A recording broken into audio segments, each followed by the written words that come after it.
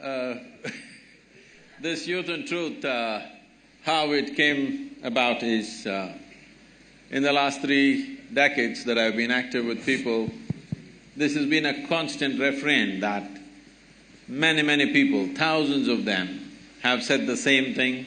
It's a bit… can you move this little away from me, please?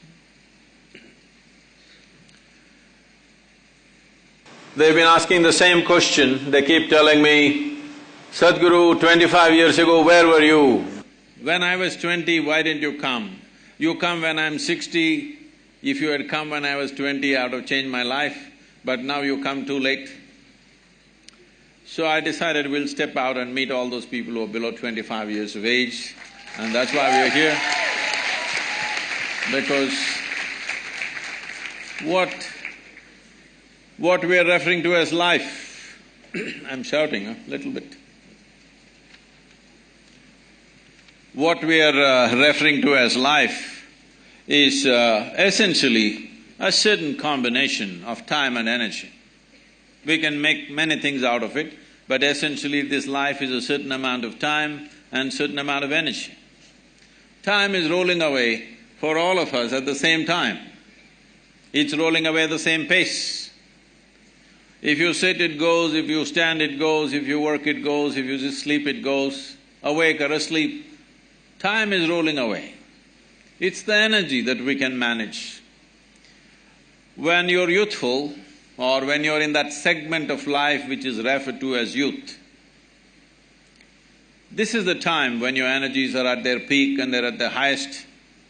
Most youth do not understand this, that this level of energy, the intensity of energy is with you only in this stage of life. It's not going to last for a long time. Most youth will not understand this right now, but you must look at the older people and see they were also youth and it's happened to them and it's going to happen to you. So when your energies are at its peak, if you can bring a little more clarity and balance into your life, this energy could become a phenomenal force both for yourself and for the society and the country and the world that we live in. So it's in this context that this Youth and Truth has been launched. We hope that we will be able to bring some sense of clarity and balance into your life. After this is over, this is going on for about 3 to 4 months. After this is over, we will also offer tools for transformation which will be available for all of you free of cost. It doesn't cost anything. Certain people are sponsoring these things, so it is going to go out on the platforms that we have, the online platforms. Simple things that you can do with your body and your mind so that your body and your mind never works against you. When I say your body and your mind never works against you, people are calling it by many names. People call it stress, anxiety, misery, madness, whatever you want to call it. All these things are essentially this, that your intelligence has somehow turned against you, that's all there is. Yes? If your intelligence turns against you, there is no force in the universe which can save you. So it's very important at this stage in your life, you make your body and your mind in such a way, your intelligence and your energy never works against you. There are enough people in the world to work against you. Leave it to them. You don't have to work against yourself. See, right now the situation is this. Most people don't need any enemies. They're doing fine by themselves. I don't want you to be one of them. Please. I'm in the dock today, so Sadhguru, it's nice to have you here. I hope we have an interesting and insightful discussion with you. And thanks for the audience for coming in such large numbers. So as moderators, we have prepared about 12 questions, of which one is a social media question. A significant portion of these questions are contemporary issues debated across the nation and especially at NALSA, so we've made sure that we ask them. The breakup would be about 1 hour would be the moderator discussion, and 40 minutes of 40 minutes we leave it to the audience to ask questions. one thing to point out here is that when all three of the moderators personally met Sadhguru about half an hour ago, he told us to be completely fearless in the kind of questions we can ask him with absolutely no restriction. So thanks for that, sir, and we'll make sure we do that. Because a question can never be wrong. Only an answer can be wrong. So only I have a problem, you don't have, so… So some of these questions are contextual, so we'll make sure that we explain the context so even the audience understands where this discussion is going, and then we'll proceed with the question. Fine, so I think we'll start with the first question. So Sadhguru, shall we begin? Yes, sir. So I thought a good way to begin the conversation would be to pick up a question on first impressions. How did you foresee I will come in red today? Just a coincidence, I didn't foresee it. So I thought a good way to begin the conversation would be to pick up a question on first impressions. So I mean, both you and I would have heard the popular phrases, little knowledge is dangerous knowledge, and don't judge the book by its cover. So how do you weigh these expressions when we think of the concept of first impressions? As I understand it, first impressions are mental images that we create when we see someone or hear someone and the first interaction that we have with that person. So, and it's also possible that our first impressions are wrong. So, are first impressions something which confuse your mind, or is it something which gives you initial clarity? So, and why is it that, I mean, how do we control our mind from racing to these conclusions?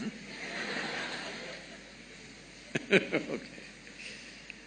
You have heard of the term love at first sight?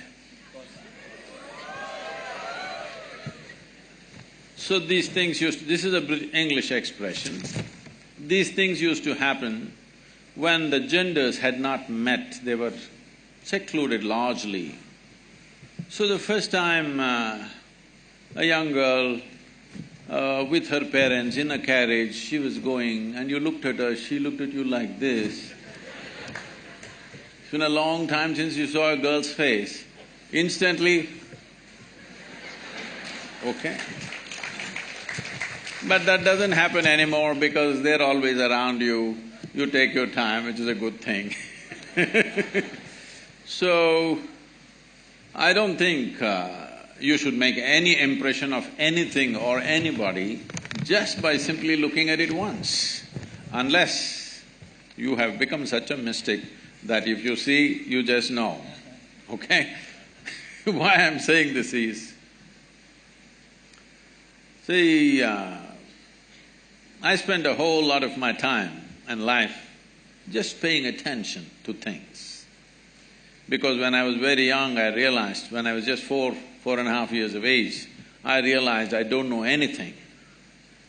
Because I don't know anything, I started paying attention to everything, smallest things.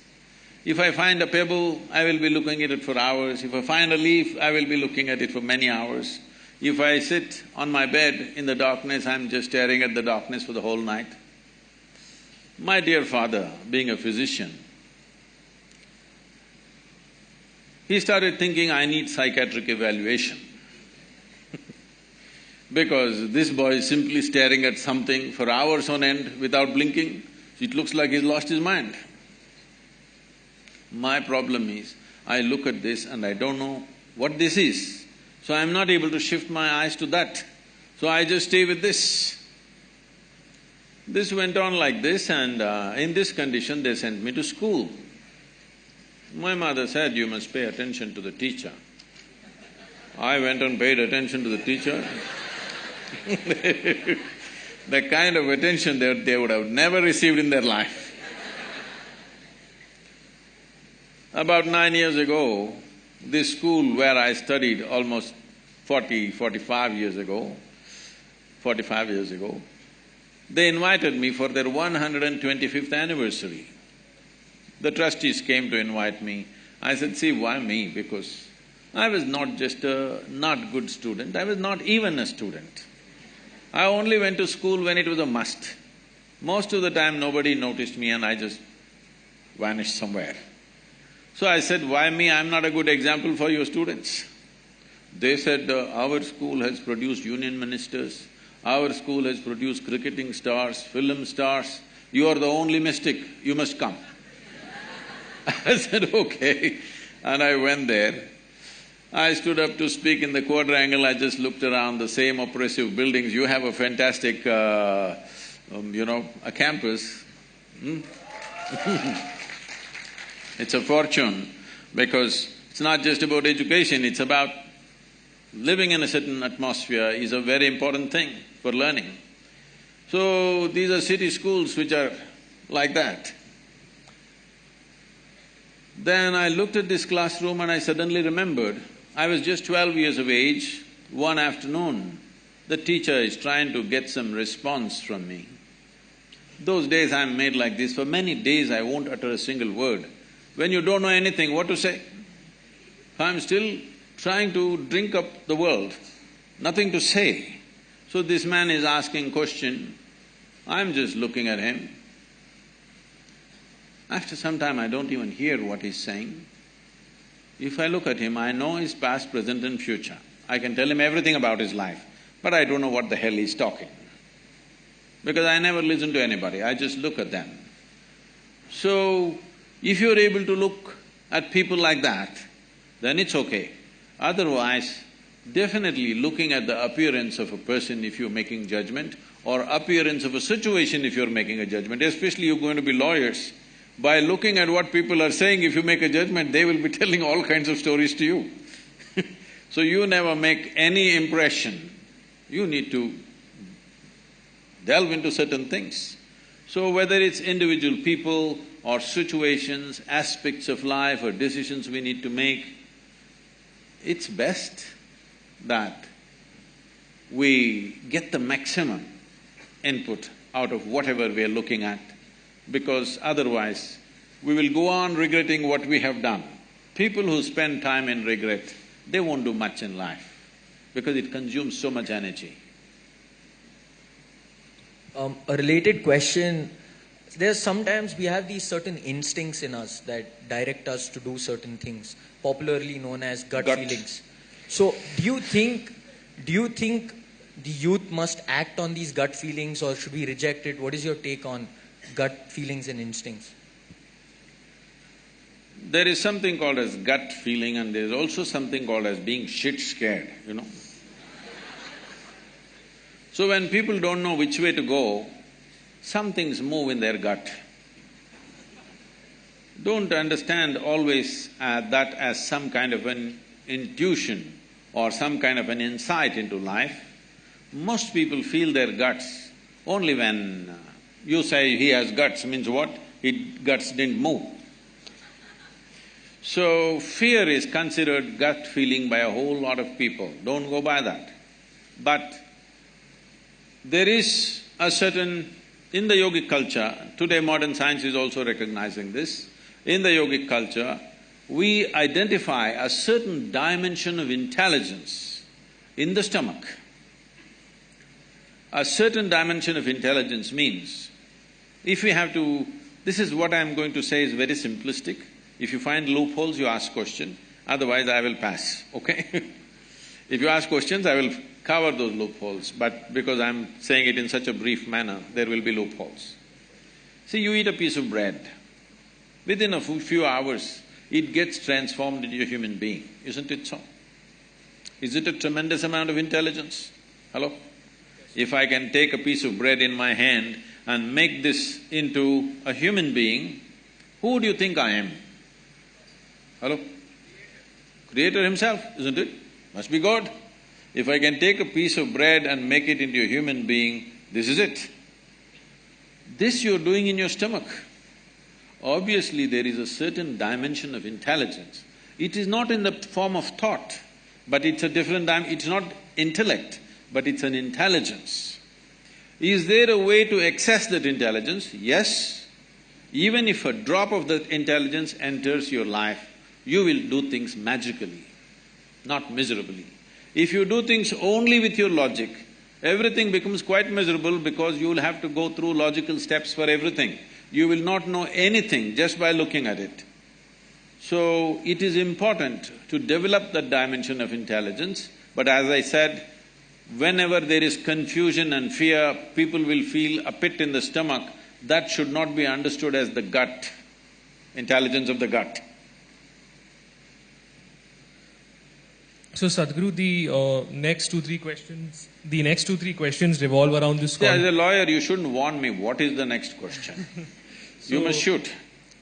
So the broad theme of the next two, three questions revolves around the concept of nationalism, of allegiance to the country. So my question basically concerns your response to Gautam Gambhir's question, wherein Gautam Gambhir was of the opinion that people should be compelled to stand up for the national anthem, and he was surprised as to how this was even a topic of debate. As I understand, you agreed with him, with the only qualifier being that if somebody is disabled, he should not be forced. And I'm not looking at it… Please complete the question. I'm not looking at it so simplistic, but… So, Sadhguru, my question is that should we not allow people to find out what their own interpretations of loyalty and allegiance are? I mean, we walk unaffected when women are raped. We walk unaffected when women are raped. We stop Dalits from entering public facilities. There are so many injustices that we do. So we can do one more. No, I mean, just because we go to the cinema and before Gangs of Wasseypur we stand up for the national anthem, how does that become the criteria for having allegiance to the nation, of being a patriot to the nation?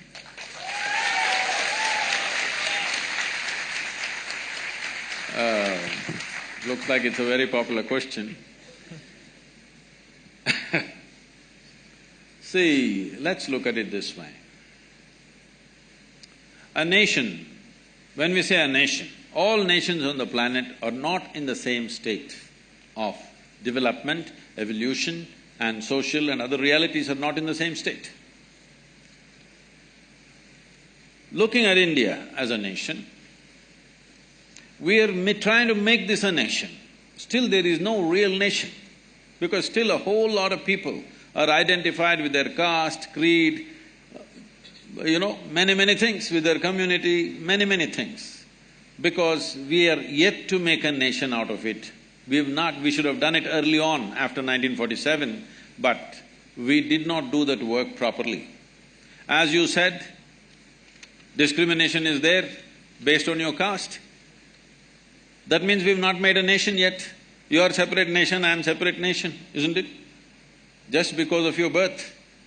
So if you want to make this a nation, there are certain tools, certain symbols, certain acts, and anthem is one of them, that we are trying to make a nation out of this. And we are a nation where 500 million people have not eaten properly. Largest number of malnourished people on the planet, unfortunately, in our country. Nearly 60% of rural population in India, their skeletal system has not grown to full size, they are all like this, compressed. Dissipated life, underdeveloped life we are generating. But we have debates about whether we should stand up or sit down when the anthem happens, all right? Simply because we've lost our humanity. I'll come to this. And we have issues with our sovereignty. Somebody is always trying to gobble part of what you call as India. That itself is not settled. We don't know where our borders are. Yes? And you and me are sitting here today comfortably talking about many things simply because there are men who are standing there who are willing to die for this nation.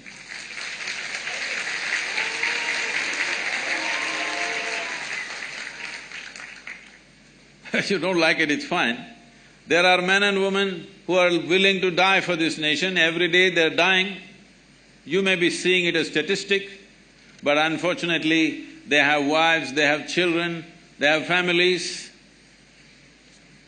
A man who stands there willing to stake his life, willing to make his wife into a widow, willing to make his children into orphans, at least please tell him, we don't care a damn for this nation, you also come back, what are you guarding against?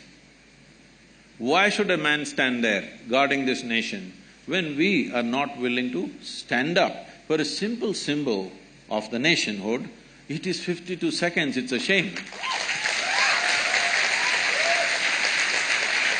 Now, the kind of arguments people are creating is, what if somebody is handicapped? Arre, don't we have that much sense? If somebody is handicapped, we will not ask him to stand up? What nonsense is this? He can sit like this, showing some expression for the nation. Nation has to evolve. If this nation in the next 25 years comes to a place where all citizens in this country are well-nourished, we can bring down our nationalism and patriotism by 25%.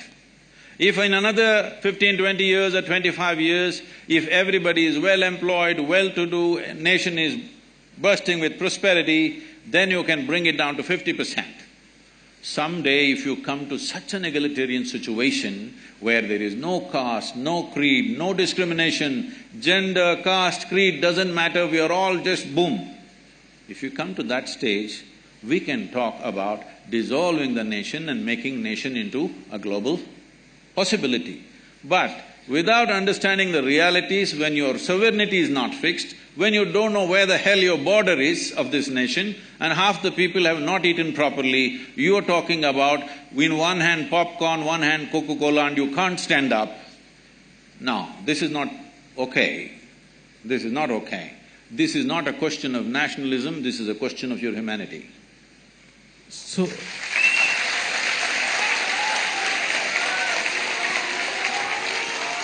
Sadhguru, if I could just follow up on that answer you made. So, as I understand, you said that there are individuals like soldiers who show their allegiance to the nation by fighting for the borders, fighting in the borders. We are not loyal because we don't stand up for… Nobody talked about loyalty, please. No, we need to understand this. Nation is not a God-given entity. It is an agreement among us what a nation is. Yes? Nation is not some God-given thing, it's we who made the nation. There is an agreement what we will respect, what we will not respect, what we value and what we do not value in this country. So this is an agreement that we have made.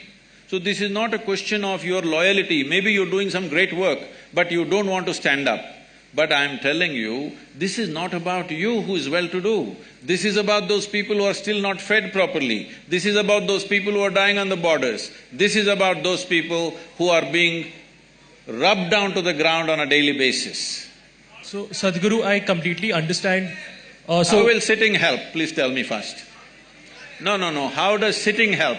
If one person stands up and speaks, it'll be nice. If you can stand up for this at least. So could I complete the logical flow on the question I ask him and then we'll put it to somebody there? Is that fine? Or do you want to ask right now itself? Please take the microphone and speak, it's fine. Fine, so the reasoning which I understood is that there are individuals who are sacrificing for the nation. No, there is a condition. There are individuals who subscribe to the idea of a nation and the implication is that individuals who do not stand up for the national anthem do not subscribe to the idea of the nation. Not true. I am not saying that. This is a very simplistic logic. I am not saying that. I am saying nation is at a certain status of evolution. Do you understand? In this nation, we need an emotion to move this nation to a better status. For this emotion, everybody needs to participate. It's like saying, tomorrow you want to build a family. You go and tell your wife, see, I'm very agnostic, I will give you what you want, but I will not invest my emotion into this family. You think you will have a family? You think you will have one? So, standing up for the national anthem and a few other symbols of that is just that you are creating an emotion, because nation is only in the minds and hearts of people. It doesn't exist anywhere else. There is no nation in the world. Nation exists only in our minds and our hearts. If it doesn't exist in your heart, how will it exist? It will cease to exist. So the last time the last time in history we had forced acts of symbolism that resulted in Nazi Germany. I got you. All right, that whole thing. All right. See, this is why the problem is you have read European history, you have no idea of Indian history. Let's come to this. Nazi Germany was organized against somebody within that country. Right now, you standing up for the national anthem is not organized against anybody. It is not organized against anybody. This must be understood. First of all, let us be very clear. Without investing our thought and emotion, there is no nation. Right now in this country, a whole lot of people, if you go into rural India, a whole lot of people don't know what is India. They know only their caste, they know only their community, their full allegiance is right there. You have to build this nation in people's minds and hearts. You don't build a nation just around. If you build a road and a bridge and something, nation will not happen. You have to build a nation in people's minds and hearts. This is a simple thing. Why should I stand up in a cinema theatre? That's a question. No, not necessary in the cinema theatre, but how many of you by yourself will go and attend a Republic Day parade or go for flag hoisting on an Independence Day and stand up and sing the national anthem? You don't. So because the only damn place that you go to is a cinema theatre, we are asking you to do it there.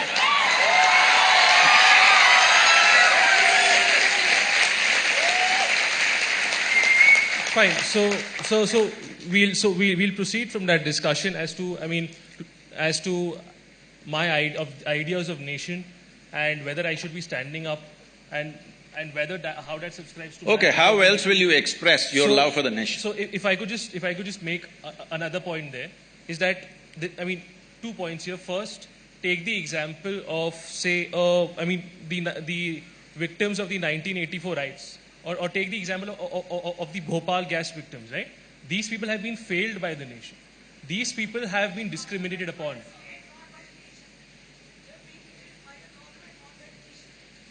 So, after 1984, how many governments did we have? We had multiple governments. No. So, tell me one government after 1984, if See, one second, hello. It's not just in 1984 or post-94 we have failed. We have continuously failed a whole lot of people for 70 years.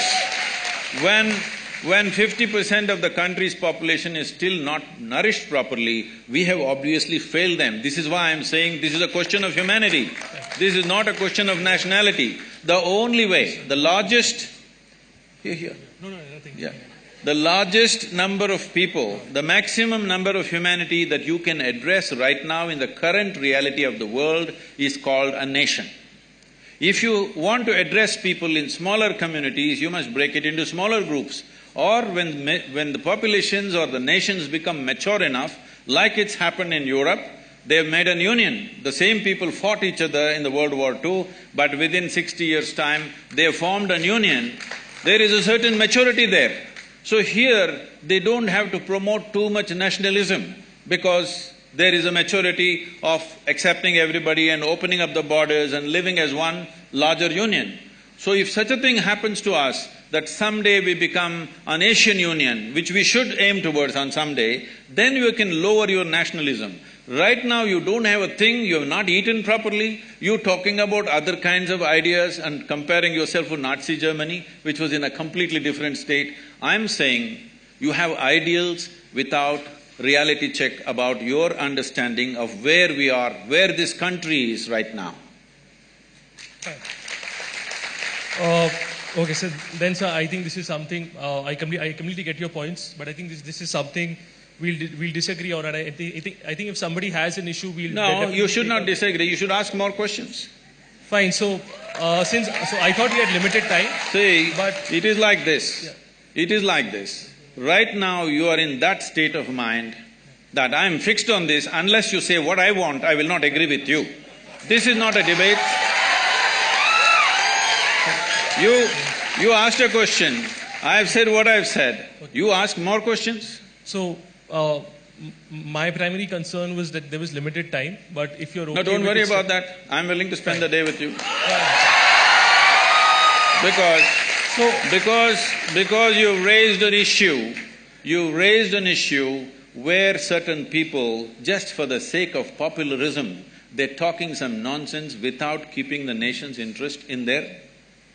in their thinking.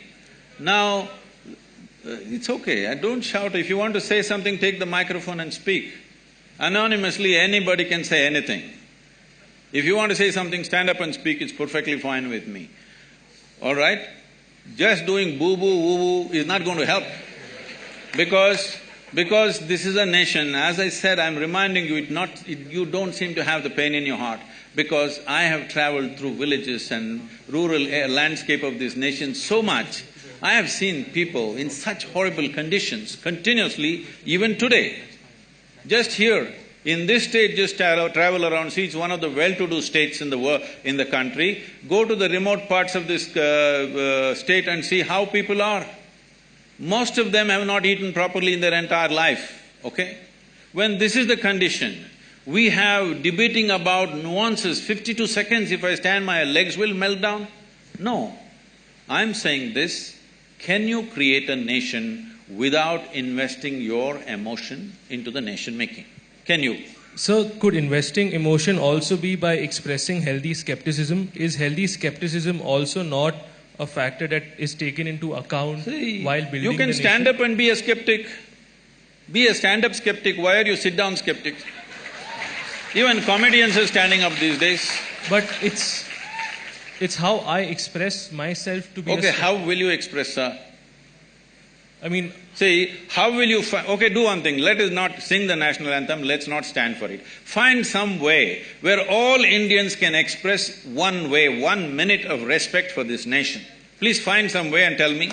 So, sir, I completely agree with you, and that's where I come from. Like, I could be contributing to the nation not in terms of 1 minute, but in terms of hours. I could be protecting tribal rights. I could be going to courts and fighting for Dalits. I could be doing investigative journalism. Yes, sir. So, no, you did not listen to me. Please listen to me. What I am saying is, find one simple process that all of us can use to express our love for this country. Find that. But then we will stop the national anthem and do that one. But so, why is it that we need a common idea of expressing love? I mean, if I have 3 children, all 3 of them will express love to me. Will express their love to me in different manners. You need to understand this. Your love for your country is not your personal romance. How you express your love? How you express your love to your friend or your partner is your business. We will not ask you. But when it comes to the nation, we are trying to put complex culture into one identity of some sort. Why don't you take a microphone and speak? Don't sit down and speak, stand up, You got legs, right? So, could somebody give the mic to Rohan Pratap Singh? You know their questions, please tell me. Fine, so…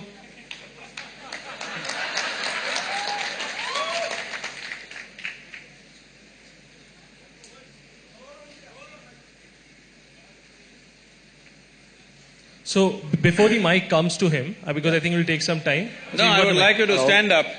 Yeah. So our question was simple. If Can I sing the national anthem now that you're standing? Sorry? Can I sing the national anthem that you're standing right now? I think I can express my nationalism the way I choose to express it, because your country, which is extremely diverse. I do not question that. Yeah. I am not even questioning that. But I am saying, this is a country of 1.3 billion people. Each one of us, our own language, our own culture, our own castes and creeds and eating, dressing, everything is different. When it's like this, we need some common point which we all plug into and say, this is our thing. So this is the flag. I know flag is just a bloody cloth, we know that. But it's we, by investing our emotion, who make it sacred, isn't it? So to add on to Rohan's question, I mean, if the requirement… Sorry. The question is, do we not have faith in… If you can hold the microphone. Yeah, sure.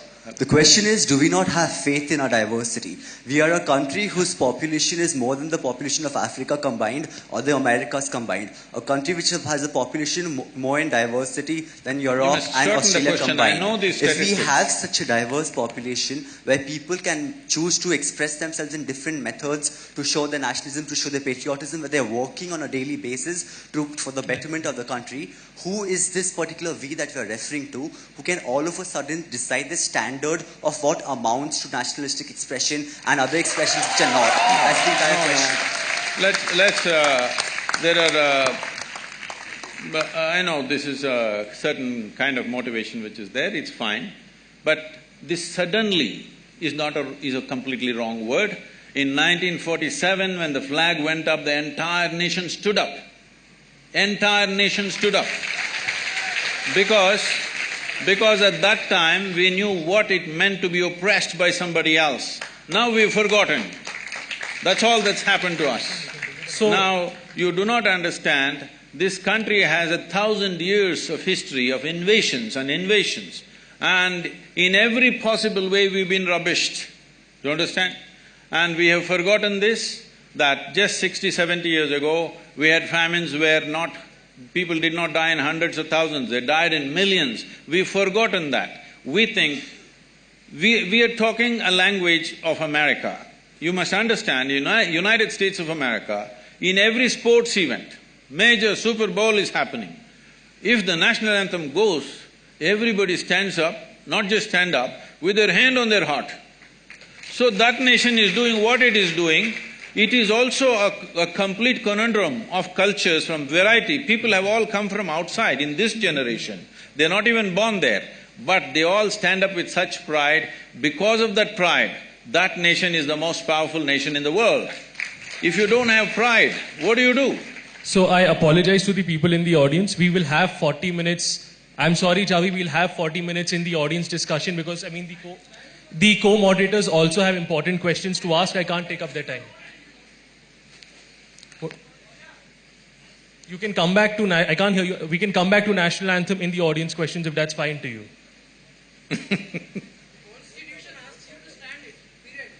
Constitution under Article 19(1)A gives me the freedom of expression and there are explicit Supreme Court decisions which say that I have the right to silence, to peaceful silence. So if I'm just sitting up and I have the right to be silent, that is constitutionally protected.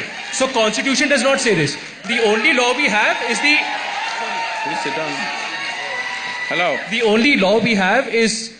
there's a separate law for that. Whoever, please, whatever kind of question you want to ask, take the microphone and ask the question. Don't just stand up and do whatever, okay, please? So, sir, if it's fine to you and if it's fine to everybody, can we please do it as a moderated discussion? Yes. If you're fine with that, because we have a lot of important questions, nuanced questions to ask. Yes. So, I'm sorry, I'll take the autocratic decision to move on, and if you guys can, please ask that in the audience questions. There's 40 minutes reserved for that. That's a very good thing. That's a very good thing. They're listening to your autocratic decision. They're not saying we'll express in our own way.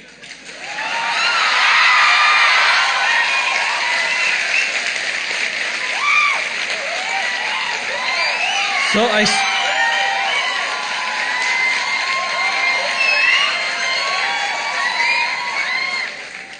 Sir, because we already have two opinions being discussed, no, two of yours and mine. All I'm saying is, if everybody does things in their own way, there's going to be chaos. That's all it is.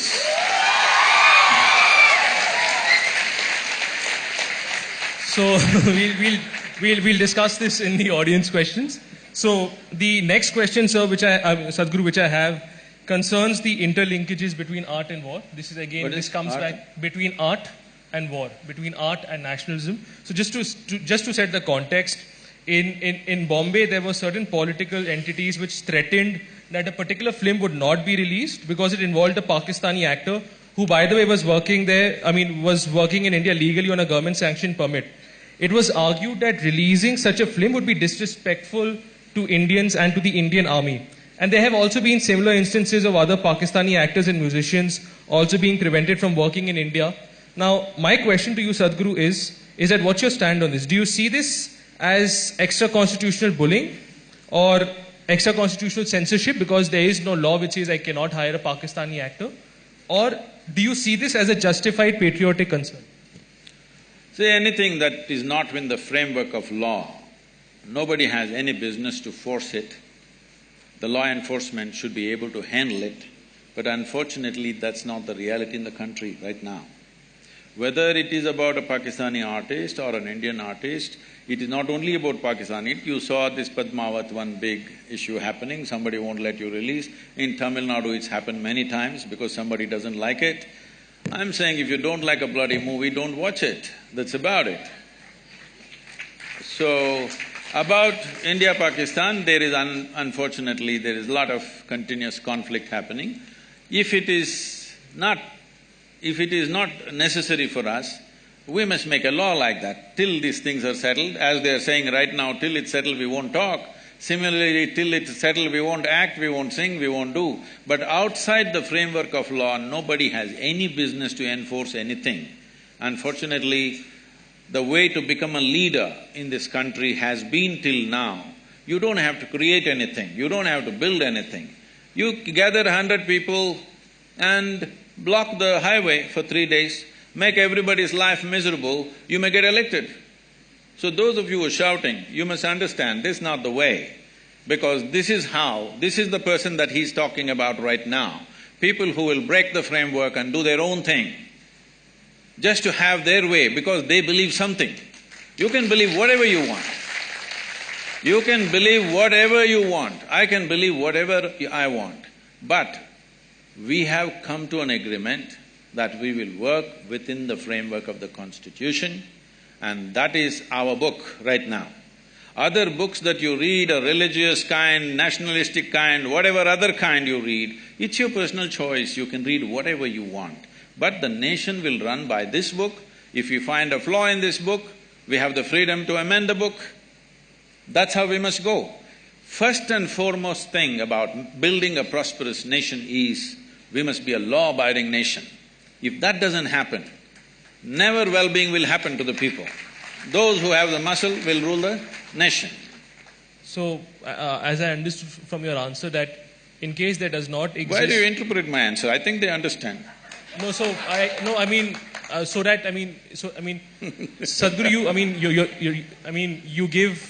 you look into all aspects of the answer and you give a complete answer. Sometimes maybe it's difficult for us to understand maybe what exactly you're saying. So sometimes as a moderator, it's my duty to clarify that. Okay, sir.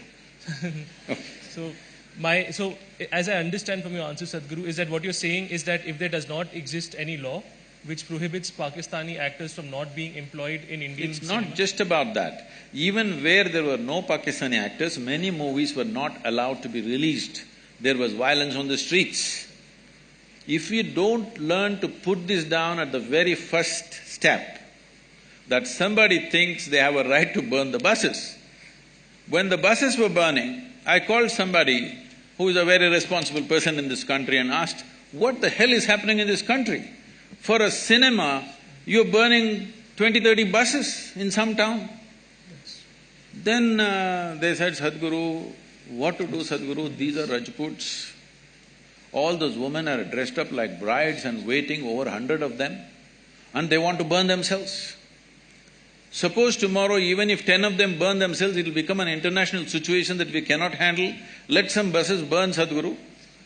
I said, this is some strange kind of wisdom. But unfortunately, that is where we are.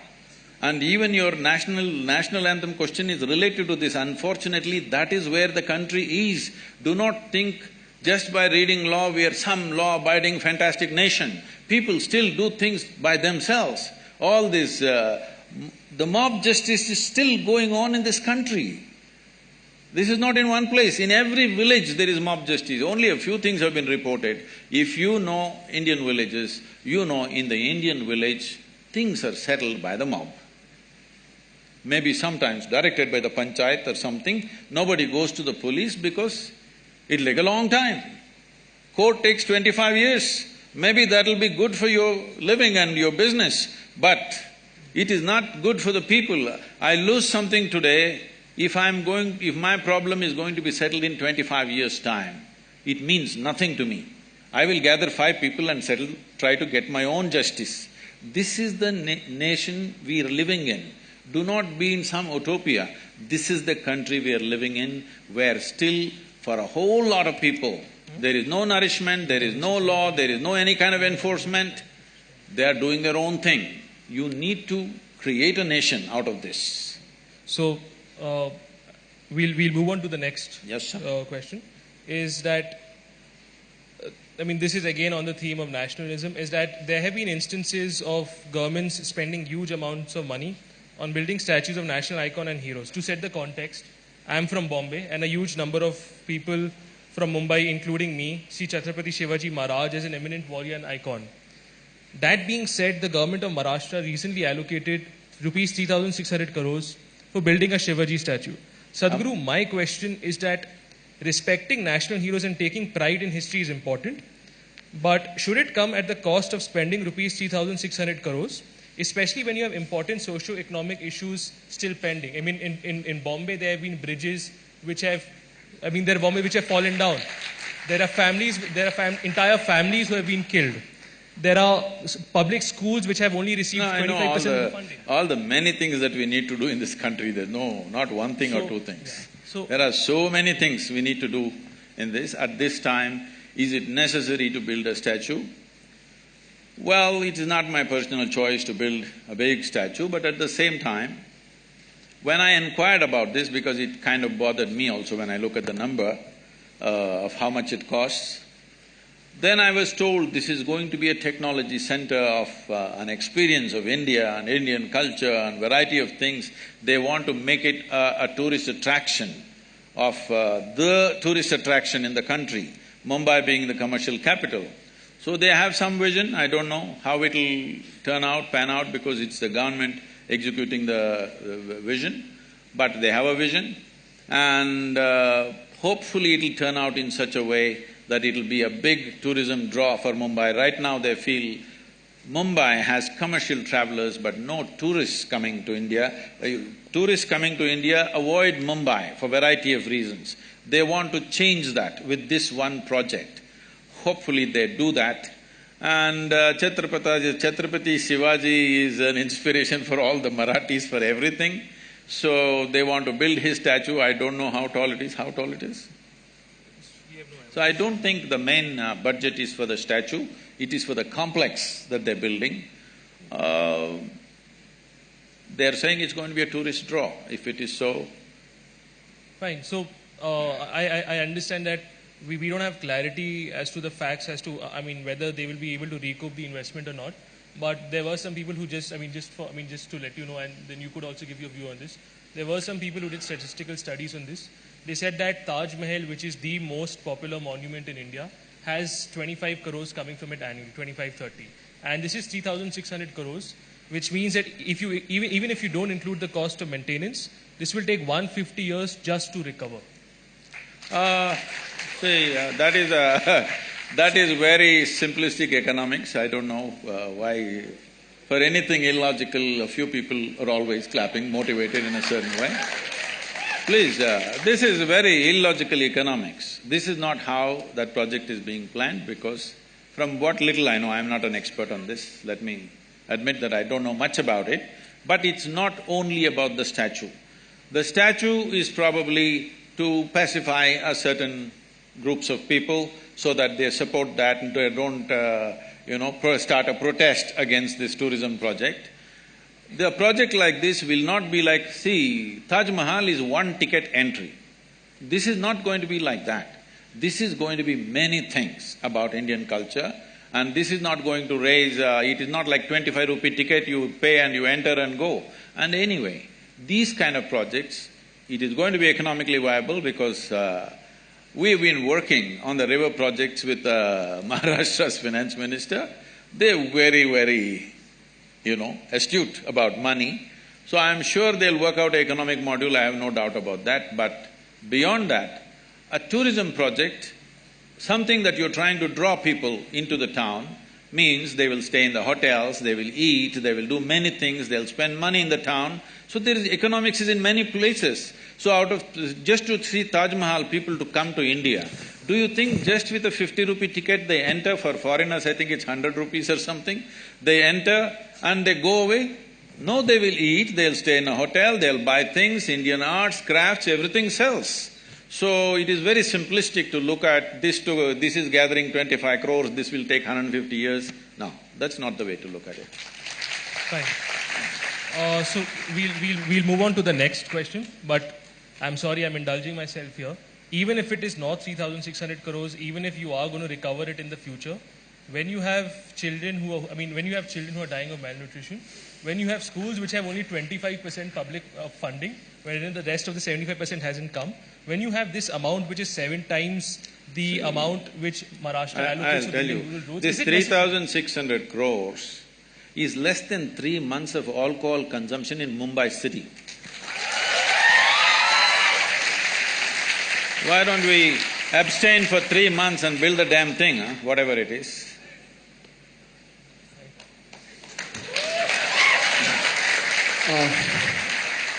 Okay, Sadhguru, we'll now move on to the next question. This is more related to spirituality, so this won't have that much controversy, I guess. This is even more controversial. Okay, I'll try to bring in the controversy here. It is a common notion among people that spirituality is a rich person's area. So even if you look at the people who have gathered around here, we are all pretty much well off. And once we have earned for ourselves, we then find time to do yoga or meditation or look into our inner being. But as we were discussed all throughout the whole discussion till now, there are, yes, you yourself have said that 500 million people are still malnourished, and there are so many people in this country who are daily wage workers who at that point of time, spirituality and learning of their inner being would not be the most important thing for them. Their most important thing would be feeding themselves and their children for the next meal. Really, you think so? You do one thing, you go to any so-called spiritual event in the country, will you see rural masses there or people like you in denims? Who will you see? So, don't make conclusions which are not even true. Are we trying to prove something or are we trying to look at truth? The truth of this nation is, we have kept our populations in extreme, abject poverty. Nourishment is missing, leave anything else. Nourishment is missing. In spite of that, I must tell you this. People ask me these questions wherever I go in the world. Sadhguru, so many spiritual teachers and masters, so many great beings have come in India, but why are we so poor? Why is India so poor? Where is the spirituality? Well, you know this. 250 years ago, we were the richest nation on the planet. Everybody wanted to come to India. Why do you think of Vasco da Gama or that Columbus who made that mistake? All these people set off in the oceans that they did not know, and over 100 expeditions in the ocean drowned. Nobody ever wrote about them, all right? Because nobody writes about people who drown in the oceans. So, why was everybody in Europe trying to come to India? Because it was the most prosperous nation. Well, in 250 years we got cleaned up. We can't… well, somebody did it to us because we can't just blame them because it is also ourselves who allowed that thing to happen to ourselves. Now we are trying to build back, all right? But even though you kept them in such abject poverty, wherever these people went, they made sure not a bit of the local culture remained. Just look at North America, South America, Australia and large parts of Africa, anywhere. This one culture, after 1,000 years of invasions, we've still kept our culture and our spiritual process. Not for nothing. Where we are, you know where our yoga center is, there is a police station about 12 kilometers away. This police station is supposed to service nearly 250,000 people in different levels of economic situations, all right? Some are rich farmers, some are medium, some are really poor, there are tribal communities, everything. There are only two… now, in the last 30 years I've been there, at a time there was only 7-8 policemen with a ASI. Today, there are about 14 to 15 policemen with a SI. This is an upgrade that happened 3 years ago. Otherwise, even now, with these 14 policemen, 2 or 3 will be on leave because of something or the other, and 3-4 are on night duty. Hardly 7-8 policemen for 250,000 people. And these are poor people living in small huts. People are driving in Mercedes cars up and down. But they never pounced on them, killed them and took what they have. It never happened. This is spirituality, if you've forgotten this. This is spirituality, you understand? Well, you don't stretch this too far. you don't take their spirituality too far, you have to settle what they need in their lives as quickly as possible, otherwise they won't hold for too long. But it is because of that spiritual process, we as a nation have survived in spite of all the abuse that's happened to us. And don't say rural masses don't have spirituality, they are the ones who are really on. Urban masses are losing it, isn't it? No, my question wasn't towards rural masses. Mine was like, for example, I'll just… Poverty, right? Not poverty as such, but for people who are working every day, like for example, the maid in my house, for example, let's say she works in 5-6 different houses, she probably is able to make 4,000, 5,000 a month. And at that point of time, she would try to… the most important thing going in her mind would be educating her children, probably feeding herself. I am saying that they do deserve to have the self-awareness and the spirituality, but how will we… How will we do it? If you do not know this, 70% of our work is in rural India, where the poorest of the poor are, okay? Poorest of the poor are in rural India, 70% of our work is in rural India, and it's free. It's free of cost. You walk with me in Tamil Nadu, you go into a village, the entire village will gather. Not for money, not for something else, because they know there is some tools of transformation which they can make use of. So in the city, there is money involved simply because you want it in an air-conditioned room. Air conditioning is on right now. Whether I pay or you pay or somebody else pays, somebody is paying for it, isn't it? If you don't understand this, you have no sense of economy. That's the biggest problem in the country. People have no sense of economy, so they're always asking for welfare schemes. Give me this, give me that. But whether I pay or you pay, somebody is paying, isn't it? If what is paid is not accounted for, it's not going to work. This is the reason why we are poor, because we are not conducting our economics properly. Now, spiritual process is about inner strength, especially if you are going through hardships. Inner strength is most important or no? That is the time to remove it. Is it there for the rural masses? Definitely there. Much more. 70% of our time we are investing. But when I come to the city, when I come to Delhi, activists come and invite me. Why are you only meeting the rich and powerful? Why are you not coming to the slum? I said, the whole goddamn country is a slum, and I'm traveling all over. When I come to Delhi, I want to meet only the rich and powerful. Let it be very clear to you, I'm not going to come to the slum in Delhi, because the entire country is a slum if you have not seen. Thank you, sir. Sadhguru, many of my colleagues and I are soon going to begin our professional careers, so there may be occasions in the course of our career where we are confronted with certain moral dilemmas. For example, a situation where you're required to defend someone you know is guilty, or a situation where you have to prosecute someone you know is innocent. Now, the law says that every accused is entitled to an attorney and the right to a fair trial. Now, if I decide to defend this particular accused individual and I defend him successfully, then should I be pleased with the acquittal, or should I regret the fact that the victim has not received justice? So how do I reconcile this conflict between my conscience and my professional obligations? See, your profession is a constitutional obligation. You have no business to see what is right and wrong. Your business is just to interpret the constitution for the well-being of the citizen who comes to you. Crime he has committed maybe, but sometimes the crimes are so heinous, then the human question will come up, should I save this guy at all? So, this is not don't make this into a moral dilemma. This is a professional thing where you must decide, are you fulfilling your constitutional responsibility or no? This is not for you to take a moral stand, okay, this guy has done something that I don't like, so let him hang. This is not for you to decide. Your business is just to interpret the law so that everybody gets a fair this thing. This once happened, can I tell you a joke? You're a very serious lawyer, you are. This happened.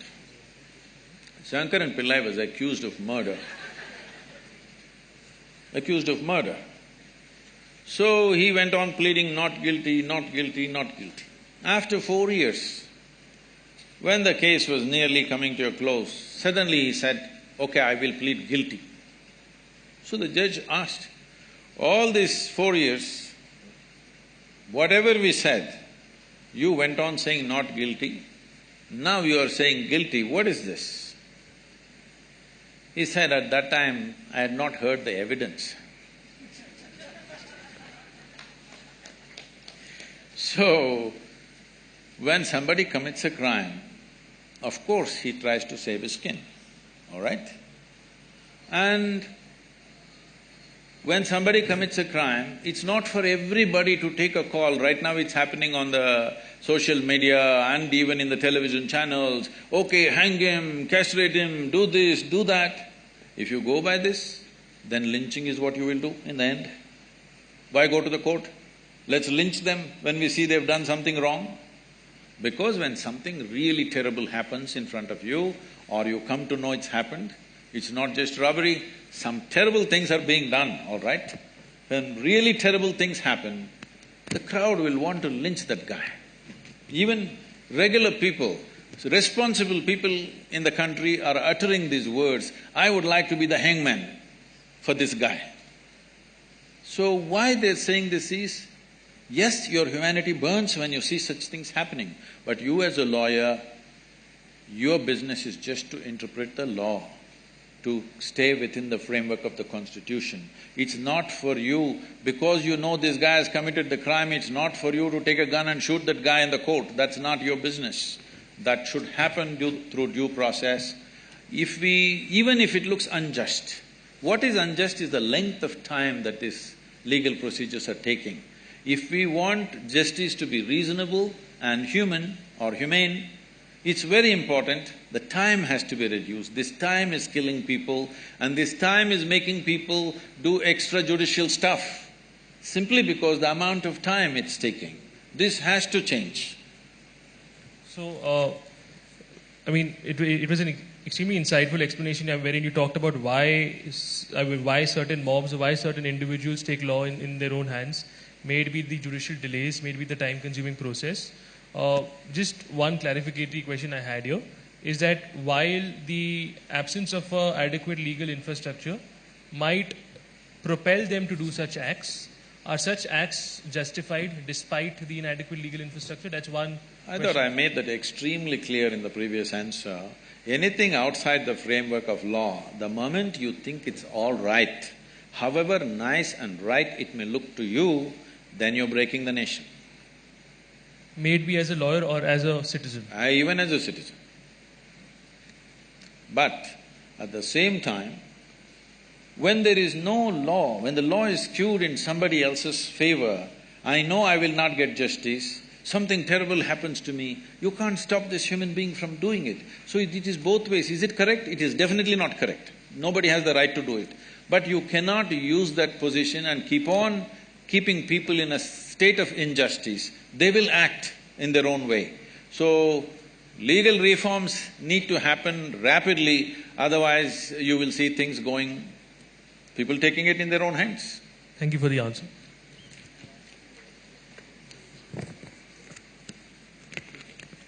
So, sir, you had quoted earlier that in one of your previous videos that the curse of a Shudra has no power.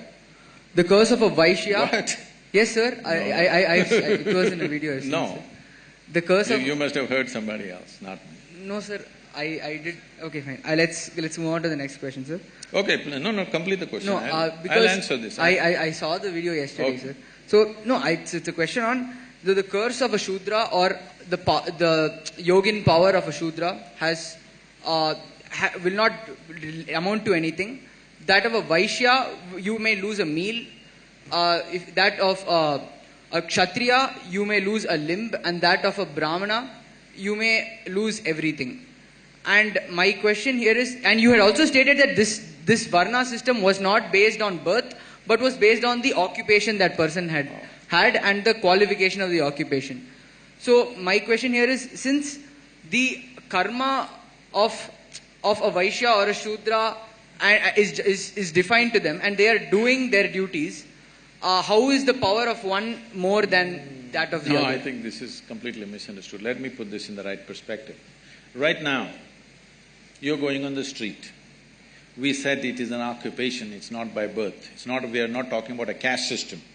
By occupation, those who did menial jobs were considered one. It is over a period of time it became by birth, okay? This is a class system which became a caste system over a period of time, thousands of years. And then it became discriminatory, unfortunately. Anyway, right now, suppose a man who is sweeping the street got angry with you. At the most, he will take some filth and throw it at you. Yes? But a big businessman in the town got angry with you. He will do something else to you. Kshatriya means today, a police officer or a political leader got angry with you. Much bigger damage will happen to your life, isn't it? Now, there were people who had attained to certain inner capabilities. If they got angry with you, really damage would happen to your life. This is what is being spoken. Please do not misinterpret as caste system and Shudra has… No, you started off with Shudra has less cursing power. That is so even today, isn't it? Those who are doing menial jobs, do they have the same capacity to damage your life as a person who is in power? That's all that's being spoken there. Thank you for the answer, Sadhguru. The next question is something which all students deal with is, how does one figure out their passion? And should one necessarily follow their passion even if it means sacrificing comfort, lifestyle or geographical proximity to family? And should passion always override such considerations which might also be important in their own right? See, let us understand what is passion. Passion is just a certain thought in your mind to which you invest certain emotion. That's your passion, right? You can be passionate about a certain activity, you can be passionate about a certain person, you can be passionate about a certain thing. How did this happen? It's a thought in which you invested a certain amount of emotion. I'm saying, if you know this, and if you know how to generate thoughts consciously and invest emotion consciously, this wouldn't even be an issue. Right now, passions are happening compulsively. What happens compulsively will lead you wherever it leads you. Sometimes it takes you to a good place, sometimes it takes you to a bad place. But if it means so much to you, it means so much to you means it is just that you have invested so much emotion in it. That's all it is. Because you've invested so much emotion in it, you may not be able to look at it logically once again. You have lost your fundamental discretion simply because you've invested so much emotion in it. I don't think that's a way to build one's life. One must build their life consciously. But most people don't understand what is building life consciously, they only do things by chance.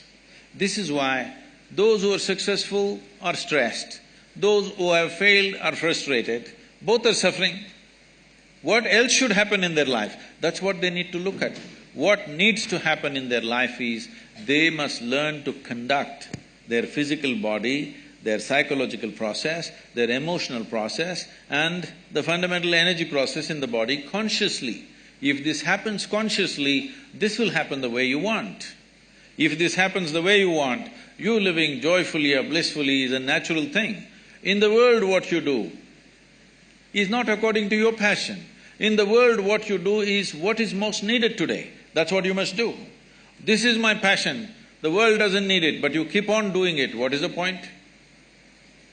So, just a follow-up on that question about the world, certain things we need to done to improve certain issues or to remedy certain problems. Now, from my limited understanding, or at least what we learned in textbooks, is Buddhism talks about how we should not be attached to something, or how in certain cases we should be detached. It talks about how suffering, one of the reasons behind suffering is attachment. Now, my question to you, Sadhguru, on this is that how can I attempt to remedy injustice if I am not sentimentally affected or attached to a particular cause? How can I help a particular friend or empathize with him if I am not attached with him? So, this obsessiveness or attachment, is it necessarily bad? See, this attachment-detachment business is a misunderstanding that's come out of the Gita in this country. People misunderstood Krishna like nothing, in the sense, people think Krishna is talking about detachment. Please look at his life. His life is involvement, isn't it? If you look at the scape of whatever we know about his life, whatever little we know about his life spells involvement, involvement, involvement with everything around him. So this person unfortunately is being accused of detachment. See, if there is no involvement, there is no life. You can only know life with involvement. Even if the meal that you eat today, if you're not involved, you will not know what it is. Without involvement, you cannot even taste life. Not possible. People are talking about detachment because of fear of suffering. Fear of suffering has come because when they involve, they get entangled. They do not know how to get involved, they just get entangled. Entanglement is happening because your involvement is very discriminatory. Is that sinking in? So I should be equally involved in everything, is what you're saying? I mean… Tell me, if you are less involved in your breath and more involved in your eating, you think life will work? See, breath is involuntary, that's why I'm using the word breath, because it's involuntary, you don't have to do anything, it's just happening. But we're involved by keeping the air conditioning on, otherwise we'll suffocate. This is our involvement, we turned on the machine. We may not be consciously breathing, all right, but we are involved. Without involvement in every aspect of life, you will get skewed. And that is when psychologically you get messed up so much that in many ways mind gets deranged. Seeing this, somebody said, you're too attached, you must be detached. No, detachment will not work either. Can you be detached and do something well? Can you do something well being detached about it? No, you need absolute involvement. If you have an indiscriminate sense of involvement, you will see there is no entanglement in your involvement. If you discriminate, you will get entangled. The problem is of discrimination, not of involvement. Right. So, thank you for the answer. Sadhguru, in one of your uploads on YouTube, you speak of an experience where you've consumed the cobra venom, and you describe this experience as something where one part of yourself felt like you were in a state of slumber, while the other part of you felt like you were in a higher level of brightness. So, how do you perceive the use of other natural intoxicants such as weed or bhang, which take you to the same level of higher consciousness, but the only difference lies in the means which are adopted in reaching that higher level of consciousness? So, why has the consumption of weed in India remained a stigmatized subject? And fortunately for us, we have a senior minister in the Narendra Modi cabinet, Mrs.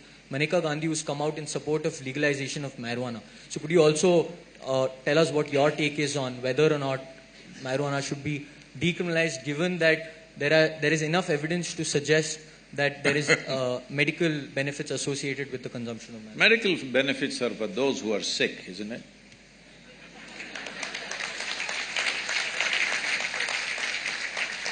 We talk about medical benefits when people get sick, not when they're healthy, all right? So, I'm glad you've been doing some research about finding that cobra venom thing. We are not consuming cobra venom on a daily basis, we are consuming mercury on a daily basis sometimes. But that is not for intoxication, nor do we need cobra venom for intoxication. Just look at my eyes and see, they're always stoned.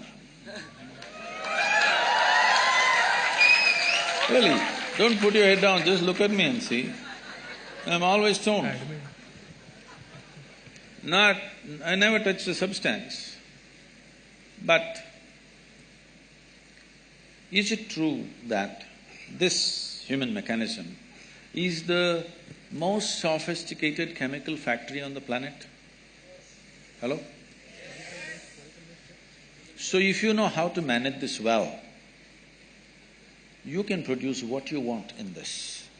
Anyway, there was an Israeli scientist, you might have heard about him because you've done so much research on this aspect. He was doing research on cannabis and its impact on the neurological system. So he started this research in the United States. Every year he was getting some 15 kilograms of cannabis. For almost 13 years he got this, and he produced no results. And in 1980s, when US drug agencies, the agencies which were working against the drug smuggling and stuff, they decided to not hit the suppliers but hit the market. So the street was burning with police action. At that time, the police and the agencies said, "This guy is getting 13 kilograms per year. We have not seen any paper from him, it must stop." So they stopped. Then he moved to Israel and he showed what he has done, and they supplied marijuana for him as much as he wants. In about 4.5 years, he came up with this. He said, there are millions of cannabis receptors in our brain. But why? So he threw this information to all kinds of scientific disciplines to find out why in human brain there are millions of cannabis receptors. Well, naturally the anthropologist said maybe at some time the whole humanity was smoking. But that's not possible because many parts of the world it doesn't exist. But even there, they have. After many things, many funny things happened around the world in this context, then the neurologists came up with this and said, the brain is expecting that you will produce cannabis within the system. It's not expecting you to smoke. It's expecting you produce that so that it becomes a mood equalizer for you all the time. But most human beings have become inefficient chemical factories, or they're just lousy CEOs managing a great factory. So they start smoking from outside.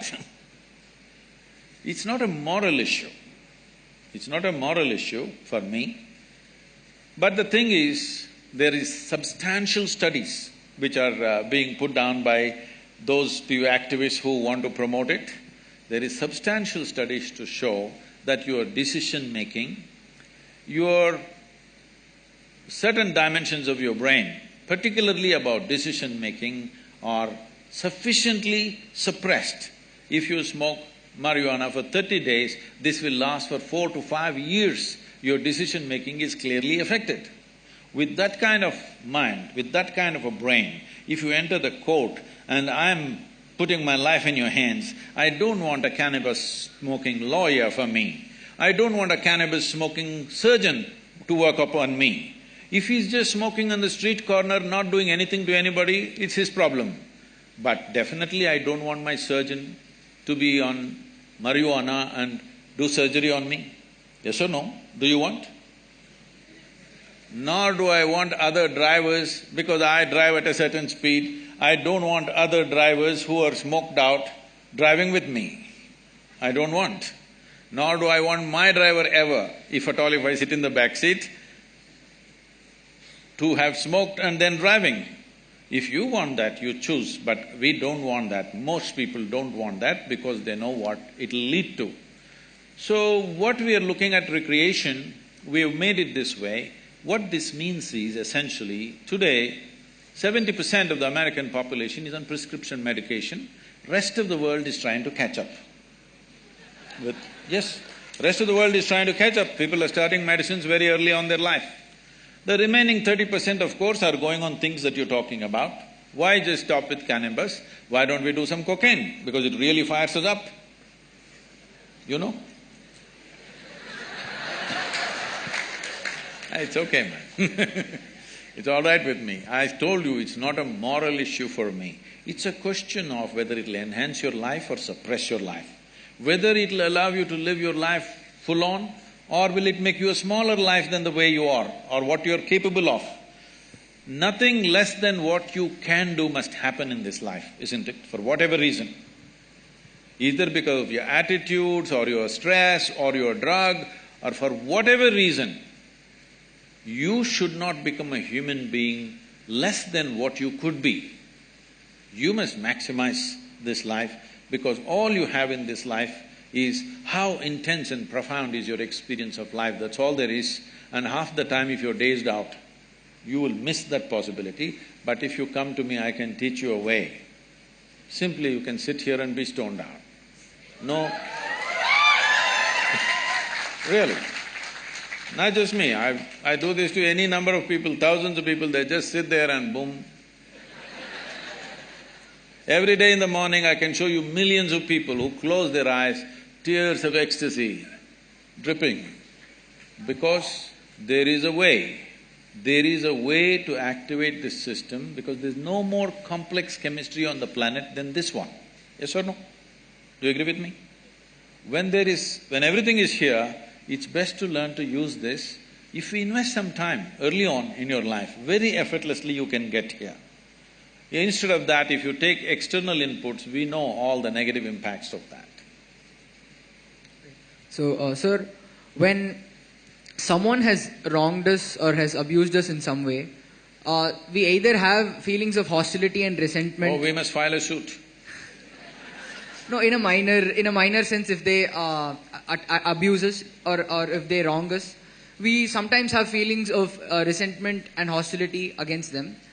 And sometimes we might tend to forgive them and let it go. So my question here is, where must we draw a line to hold the wrongdoer responsible for what he does, and when should we know to forgive him, and when should we know to let it go? So this is the question. See, this is not about the other person. The choice for you is this. If you are given a choice, right now, for all of you, if you are given a choice that you can either live joyfully, blissfully, or miserably, or in anger, or in stress, or in resentment, what is your natural choice? You must choose, I'm going to bless you right now. What is your natural choice? Joyfully, isn't it? Because every human being is looking for highest level of pleasantness for himself or herself. You can call it joy, you can call it bliss, these are just words. Essentially, we want highest level of pleasantness for ourselves. If your body becomes pleasant, we call this health. If it becomes very pleasant, we call this pleasure. If your mind becomes pleasant, we call this peace. If it becomes very pleasant, we call this joy. If your emotions become pleasant, we call this love. If it becomes very pleasant, we call it compassion. If your very life energies become pleasant, we call this bliss. If it becomes very pleasant, we call it ecstasy. If your surroundings become pleasant, we call this success. Only to make your surroundings pleasant, you need the cooperation of all these people. Because in creating an external situation, there are many forces involved. Not all of them you even know. You understand? You want to create a wonderful situation for yourself, you don't even know how many forces are working in that area. If you harness a few forces, if they cooperate, things will happen. If they don't cooperate, it won't happen. But for the pleasantness of the body, pleasantness of the mind, pleasantness of your emotion and energy, it's 100% you. Yes or no? Is that yes or no? No, because in some cultures this is yes, in some cultures this is, Yes, right? Yes. Surroundings, creating situations in the surroundings, you need cooperation from the people, otherwise it won't happen. So only for success, you need cooperation. To keep yourself pleasant is 100% yours. So right now, you know well that you want to be peaceful, but somebody else is doing something. What are they doing? They know what they know best. They're abusing you. Why are they doing it? Because that's all they know. Yes or no? That is how they know their life. That's why they're doing it. If you become resentful and you think something will happen to them, see, these are things. Anger, resentment, hatred, these are all poisons that you drink and you expect somebody else to die. No, life doesn't work like that. You drink poison, you die. It's a very fair life. If you drink poison, you die. Very fair, isn't it so? I drink poison and you die, is it fair? So, people who are in anger, resentment, hatred, this is their thing. They are drinking poison. When I say poison, I am not saying in a moral sense. There is substantial medical evidence right now that we can show you with a blood test that 5 minutes before you take your blood test right now, 5 minutes you may remain in extreme anger and take your blood test, you will see you're chemically poisoned actually. So you're literally poisoning yourself, thinking it's going to hurt them. No, it's only going to hurt you.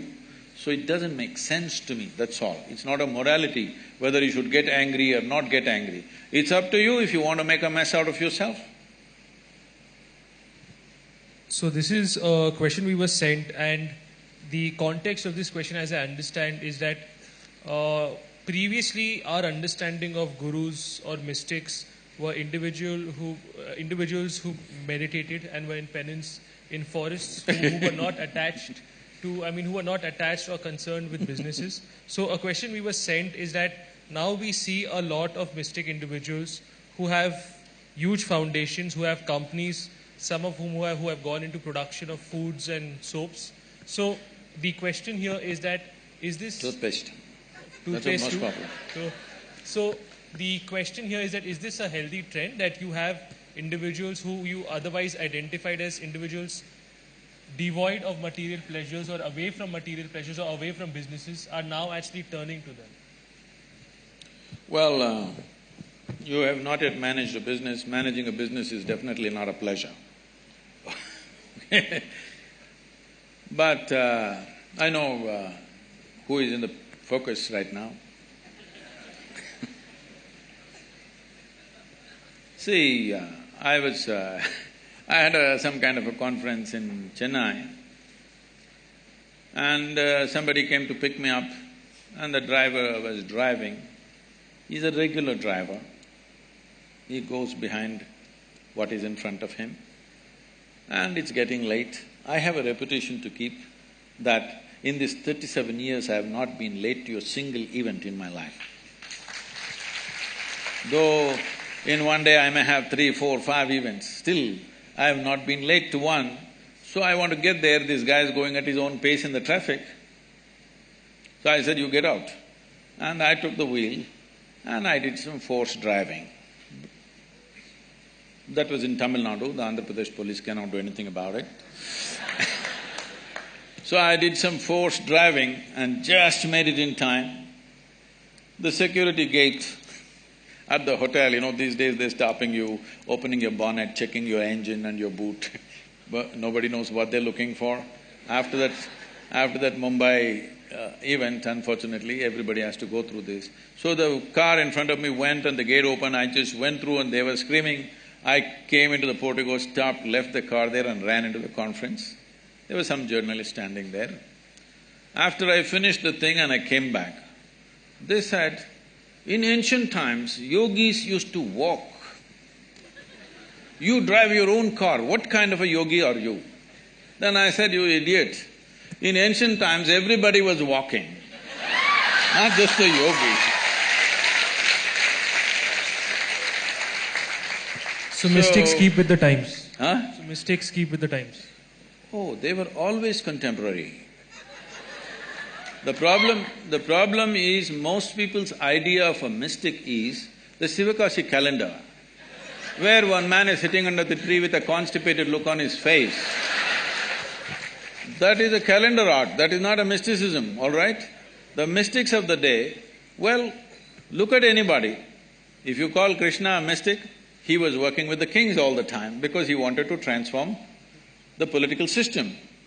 If you see Gautam Buddha, always working with the kings because he wants to transform the political system. Without transforming the political system, people will not benefit. So always, the gurus were always around the kings, not because of their palaces, because of their concern, unless the one who rules transforms himself, there will be no benefit for the people. Right from ages, you go back wherever you want, always they were around the kings, not looking for crumbs in the palace, but simply because unless you transform that one fool, the country will not change. So it's been indicated to us that, there's a lack of time, so what we could do is that I have a question on section 377 and Angad has a question on something else. If I'm not wrong, 377 will be taken up by somebody in the audience, so I'll let that go. Or if it's… does anybody in the audience have that question? Then I'll let it go. Does nobody have a question on that? Fine. So when somebody asked you for your views on section 377, you talked about how we should not be entering into people's bedrooms, how they should be given the privacy, how we should not be criminalizing this. That being said, there was a statement after that which me and a lot of Nalsarites didn't understand as to what was the context or the basis of that statement, is that it should not be promoted. What is this, it should not be promoted? See, right now, there are people, large majority of the people are heterosexual. You don't have to promote it. Anyway, they will do what they have to do. Similarly, if there is homosexuality among a certain segment of people, no need to promote, they will do what they have to do. And what a heterosexual person is doing in the bedroom, does anybody inquire what is he doing? They should not inquire, it's not civilization, I'm saying. Similarly, no matter what the hell you're doing in your privacy, we will not even inquire, I'm saying, because we're not interested. What you're doing with your body is not my interest as long as you're not harming yourself. If you're damaging your system, then maybe we have to intervene. Otherwise, what's my business what you're doing with your body? The question I have on that is that, yes, as far as heterosexuals are concerned, they are a large majority. When it comes to homosexuals, there exist social prejudices which prevent them from coming out and acknowledging what their sexuality is. In that context… That was because there was a certain law. You must understand, this law was made by the British. The British made this law because the English soldiers that they brought from England to manage this large nation, they did not come with their wives and girlfriends, they came all men. So homosexuality was all pervasive among them because they had no options. So because of that, they brought this law which is actually said as buggery law, okay? So that was made in a certain context. So now the Supreme Court, the highest court in the country, has removed it, it's finished. What is the debate continuing about? But I might be wrong as to what the opinion of a large portion of the population is, but I don't think I'll be wrong in saying that there do still exist significant prejudices against homosexuals, and in that context should we not be allowed… That is what I'm saying. Why should you tell me that you are a heterosexual or homosexual? Why should you tell me, huh? Your partner knows what you are and that's all that matters. Why should I know? But you want to tell me, and I must have the right kind of emotion towards you. Why are you expecting this from people? Sadhguru, the point I'm arriving at is that I might not be able to acknowledge my own I will not be able to acknowledge it to myself, leave alone to anybody else, unless and until this social prejudice and until homosexuality comes out in the open. Just to give an example, once a lot of celebrities came out that yes, we are homosexual, other individuals who were also homosexuals but were scared of identifying themselves as such also accepted their sexuality. So in that context, could promotion probably make sense? We are making a mistake. Sexual preference is not sexuality, they're two different things, all right? Sexual preference is a different thing. You're making it like it's a kind of a new species. It is not, I'm saying. We're all human species, different people have different choices, it's up to them. There is no need for you to go about making some kind of a campaign about it. It's not necessary because you will inevitably get the hit from others who don't see it that way. Where is it needed, I'm asking? It's a personal choice. Yes, I might get the hate, but I also might also might be able to allow other people who are suppressed in their understanding of what their sexuality is come out in the open and acknowledge what their sexuality is. It might help them. See, the thing is, What you're demanding is that everybody should acknowledge whatever you do. People may not acknowledge, what's your business, it's legal, leave it, no. You're not going to prison for it, that's about it, just leave it. I don't like it, so what does it matter to you? Somebody doesn't like it, what does it matter to you? It should not matter, that's all I'm saying. It's within the framework of law, just leave it. So, Sadhguru, there's one last question in this segment, or would you like to move to the next segment? We have one social media question. Whatever, sir. You're the boss, sir, whatever you say. So we'll pick up the one last question. The theme is coexistence and fear. So clearly you have this strong affinity for the species of snakes. Now, fun fact, and you've also gone on to say that… I have a strong affinity for all species. But people take pictures only when I pick up a snake. When I pick up a grasshopper, nobody does it. You've gone on to say that there's no such creature which is as perceptive as the snake. So, fun fact, Shamanpet is a snake-infested area. We have loads of snakes around campus. Here? Yeah, in Nalsar. So it's not snake-infested. This was their homeland, exactly. and you have invaded. Exactly. That's something everybody agrees on. That's something everybody acknowledges. We have come to their homeland. So this is where my question is going. Is there any specific reason why we are so fearful of these species when they themselves are equally fearful of us? So how do we train our mind to overcome this paranoia? And the larger question is, how do we ensure a mutually sustainable habitat where we do not disturb the balance between the human-animal interaction? See, there are many questions inside. I don't know what's the level of interest in snakes, accordingly I will go. Hello? I have been involved with snakes from a very early age. When I say early, I caught my first snake probably when I was 5.5 years of age. What is significant about this is, snake is one creature. If you do not know this, it's stone deaf, you know this?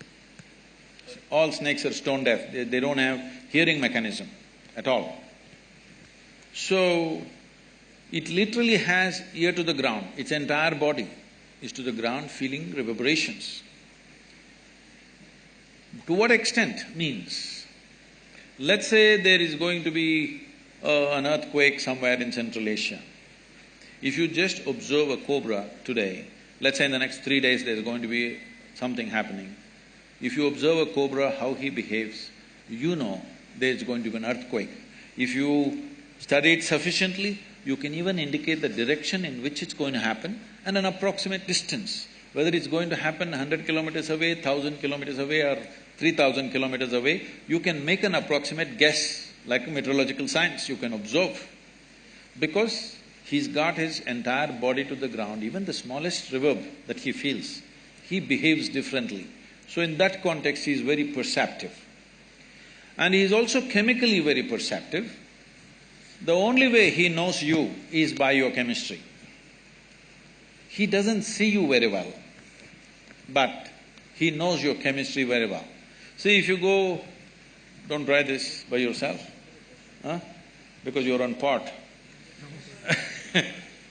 You may not be quick enough for them. If you just go and pick up a cobra simply like this, not by his head or something, just in the middle, hold him, just pick him up, he will simply come without any resistance. If there is no any anxiety or anything within you, you show little bit of anxiety, he will go for you because he sees it as danger immediately. So I was telling people, people were saying, how do we know, Sadhguru, we are really meditative and at ease? I said, we must do a cobra test for you. If you just pick it up, if he just comes, you're at ease. If he reacts, that means you're not at ease. I don't know, one picture came for a moment in that video where I'm holding a king cobra. You saw that one? A king cobra, I think no, not in this, it didn't come. I think a king cobra was on the ground. There's another picture where I'm holding a king cobra halfway down and he's just like that. A king cobra is a snake that if it bites you, it'll just hardly give you 20 to 40 minutes, you'll die within that. A regular cobra, it bites you, because you say they have snakes, I'm giving you some knowledge. The cobra venom affects your cardiovascular system, it gives you anywhere between 4 to 6 hours. If you don't get excited, you may get another 1 or 2 hours extra. If it bites you in the body, you will have 4 to 5 hours. If it bites you in the limb, you may get 6 to 8 hours time. But if a viper bites you, you have much less time. If a banded carrot bites you, you have just 1.5 to 2 hours. Because one venom attack affects your neurological system, another venom affects your cardiovascular system. What it is doing to you is your blood gets thicker, so you can't breathe. And everything gets tough because the heart will start pumping in a certain way because the blood gets thicker and thicker, coagulation happens across the body. Why I'm saying this to you is, the nature of the venom gives him that. Venom is not only in his sac, he's producing it in his entire body. Today, there's so much research gone into the medical sciences, you will see in the next 5 to 10 years' time, almost all neurological ailments will be treated with cobra venom, snake venom and scorpion venom and spider venom. And some sea snakes which have very special kind of venoms which could kill you in 5–10 minutes. So, a lot of research has gone in. Almost for every neurological problem that people are going through, like Parkinson's and memory losses, all this they are going to treat with venom. Still it has not been approved, but much research has gone in this direction. So it knows your chemistry so well. The beautiful thing about this is, there was a time when I'm sitting in some jungles in the Western Ghats. You guys are on the east, but you must come to the Western Ghats, that's a real jungle, okay?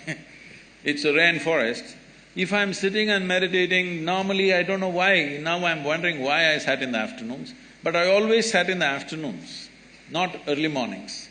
Afternoon I sit for meditation and I'm like sitting for 5–6 hours. When I open my eyes, a dozen snakes are sitting here. They're just drawn to that chemistry. When your chemistry changes, they just know and it comes. This is why Adiyogi is shown with a cobra on his, around his neck to indicate that he is meditative, he is still within himself. If you become still within yourself, you pick up the cobra, simply it'll come like that. When I lived in the jungles by myself, no food arrangement, nothing, I mainly survived by drinking honey. Huge beehives are built at a place where the bears can't get. They calculate, the bees have such intelligence, they calculate a normal sloth bear weighs how much? Approximately about 60 to 70 kilograms. They build it on a branch where if the bear comes, even if the branch doesn't break, the branch will be sufficiently disturbed for them to go and take care of him. So it is up there and I slowly crawl up. My motorcycle petrol tube, I always keep it extra long, about 18 inches. And I go with this tube, stick the tube and drink honey. 3¼ liters to 1 liter honey, if I drink for 1 or 2 days, I am fully fired up with food, enough calorie in my system. But when I'm drinking this honey, the bees think I'm one more big bee. They don't see me. They are looking at the chemistry. If little agitation if you show, they will come for you. In your face, if 8–10 bees bite, you will die of suffocation. In fear, if you open your mouth, if they bite inside, one will do. Just one bee, if it bites you inside your mouth, you will suffocate to death. And above all, you will fall down from the tree, okay? So, we can give you a cobra test or we can send people from our yoga center who will train you how to handle. Suppose a snake came inside, how to take him and leave him in his habitat. He's come here not because he want to listen to the lecture, for the conversation or the air conditioning, he's not come for anything that you have come for. By mistake, he's entered. You just have to let him back there. For this, little bit beyond fear you must be to take it, but without training, if you take it, you could endanger your own life. So, if you want, we can train 15–20 people on the campus who can handle this safely. So,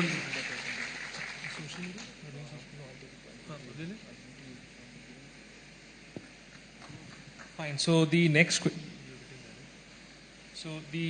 question is, so we'll be doing the social media question. There's one social media question. Then we open it up for audience questions.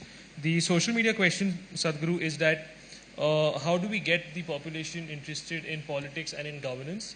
in the sense that… If you can hold it a little closer. How do we get the population interested in politics and governance in view of the fact that, in most elections there are less than 50% turnouts? See, this is not about politics. There is not enough concern about the nation and the people. That concern has not come to a whole lot of people.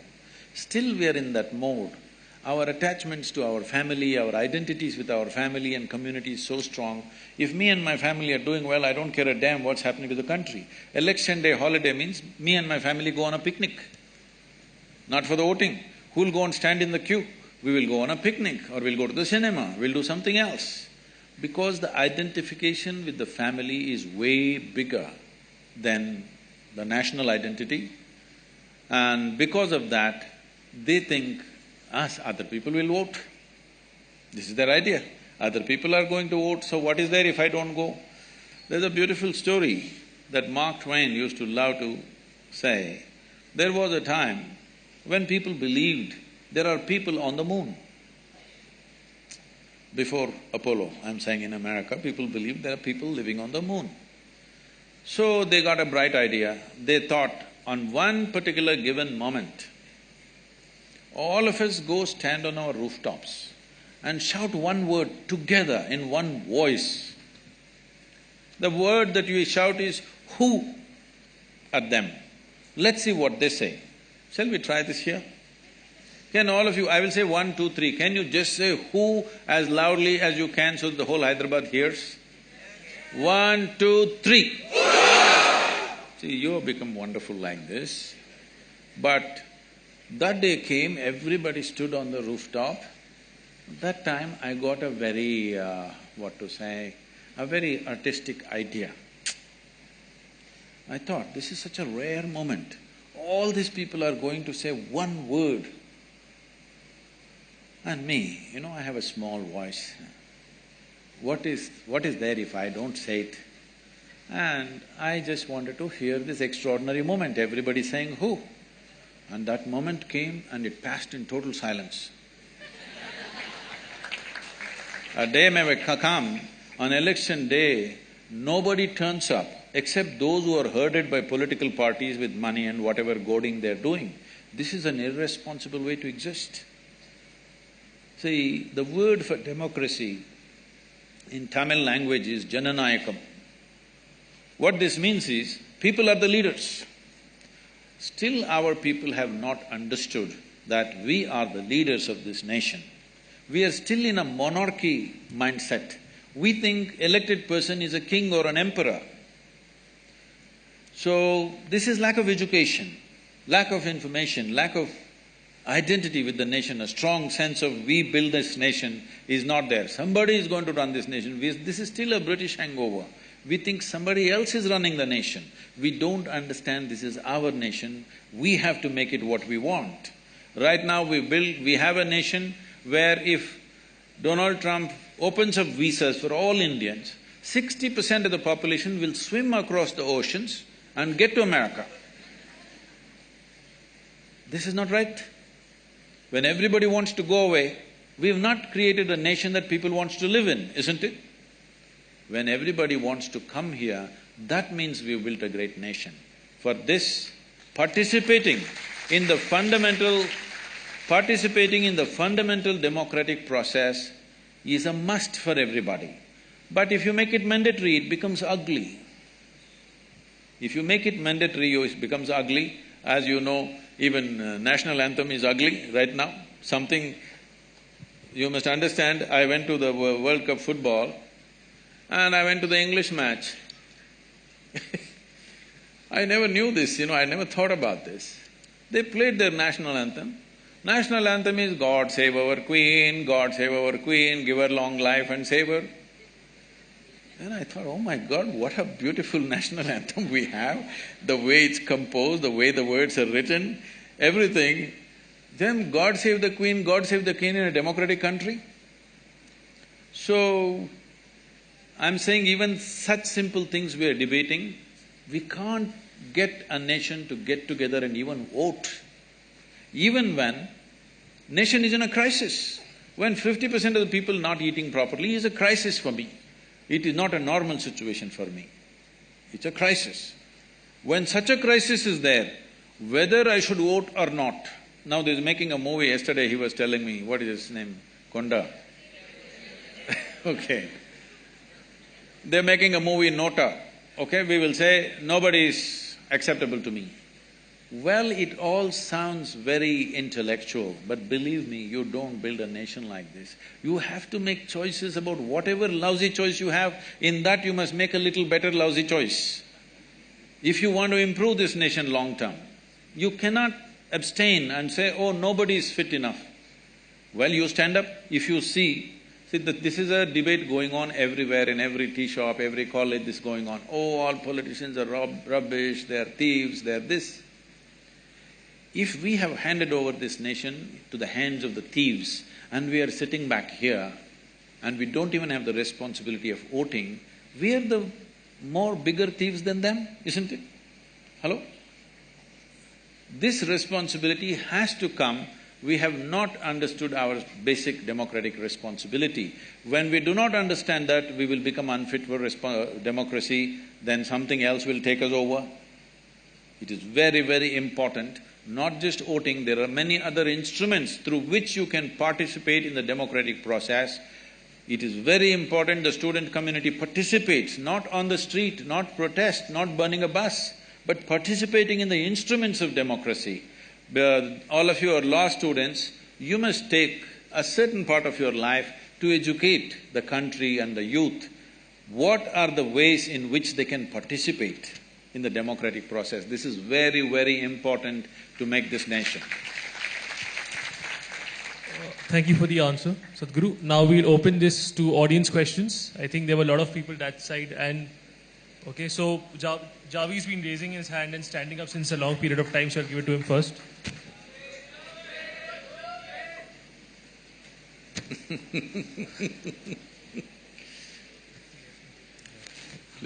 Good afternoon, Sadhguruji. As an elder, as a guest, and as an achiever, you have my respect. Now, you've been talking about a lot of undernourishment in India, people who are undernourished. It is these very undernourished people that we have taken away the food from, their nutrition. And secondly, it is these minorities who are scared to, do things out of their own volition, exercise, their own autonomy because of the environment we have created. And you also talked about, how America, respects its national anthem. There have been several politically motivated stances taken by a lot of people whereby they decided not to respect the national anthem. No. They decided to respect in a different way. True. But so there it's is a also, difference. By not standing up is the point here. I'm saying that, we have created an environment of coercion and violence here. And in solidarity, if we decide to, not do this because it seems like a politically motivated…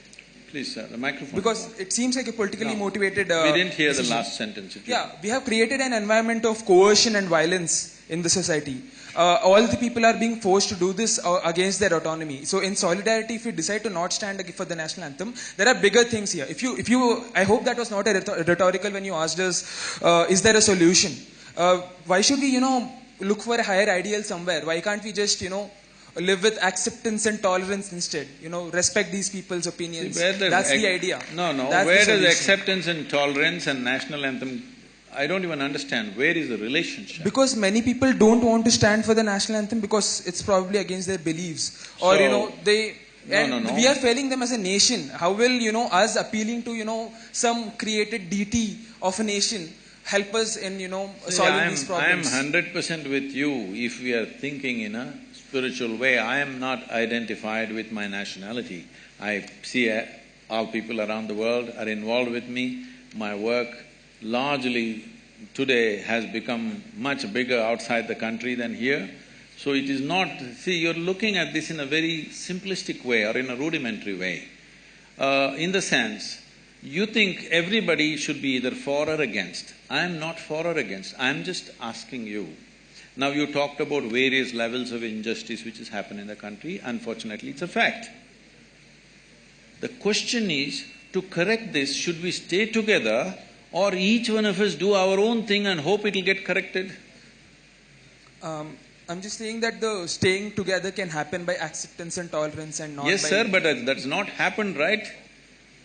It can happen in theory, but has it happened? I will tell you, if everybody turns spiritual, if they experience something beyond their body, beyond their mind and beyond their beliefs and everything, the whole world will become one. I know that and I'm working for that. But do I believe it'll happen tomorrow morning? It'll not happen tomorrow morning. I mean… I must tell you, when I was… how old are you? I'm 21. Huh? I'm 21. Okay, when I was 4 years beyond you, when I was 25, something happened to me. I just sat in one place and suddenly I realized every cell in my body was bursting with ecstasy. I didn't do anything, simply it was overflowing with ecstasy.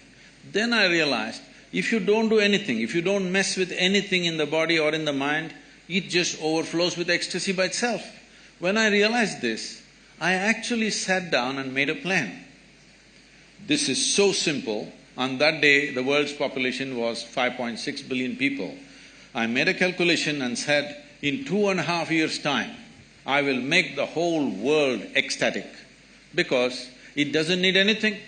If you just teach them how not to mess with themselves, they will all become ecstatic. I thought it's going to happen on that day. But look at me, 37 years, hey, you're not looking at me. 37 years, and well, I have touched over 500 million people, but that's not my idea of the world. My idea of the world is 7.6 billion people. Now I know I will die as a failure, joyfully, but as a failure.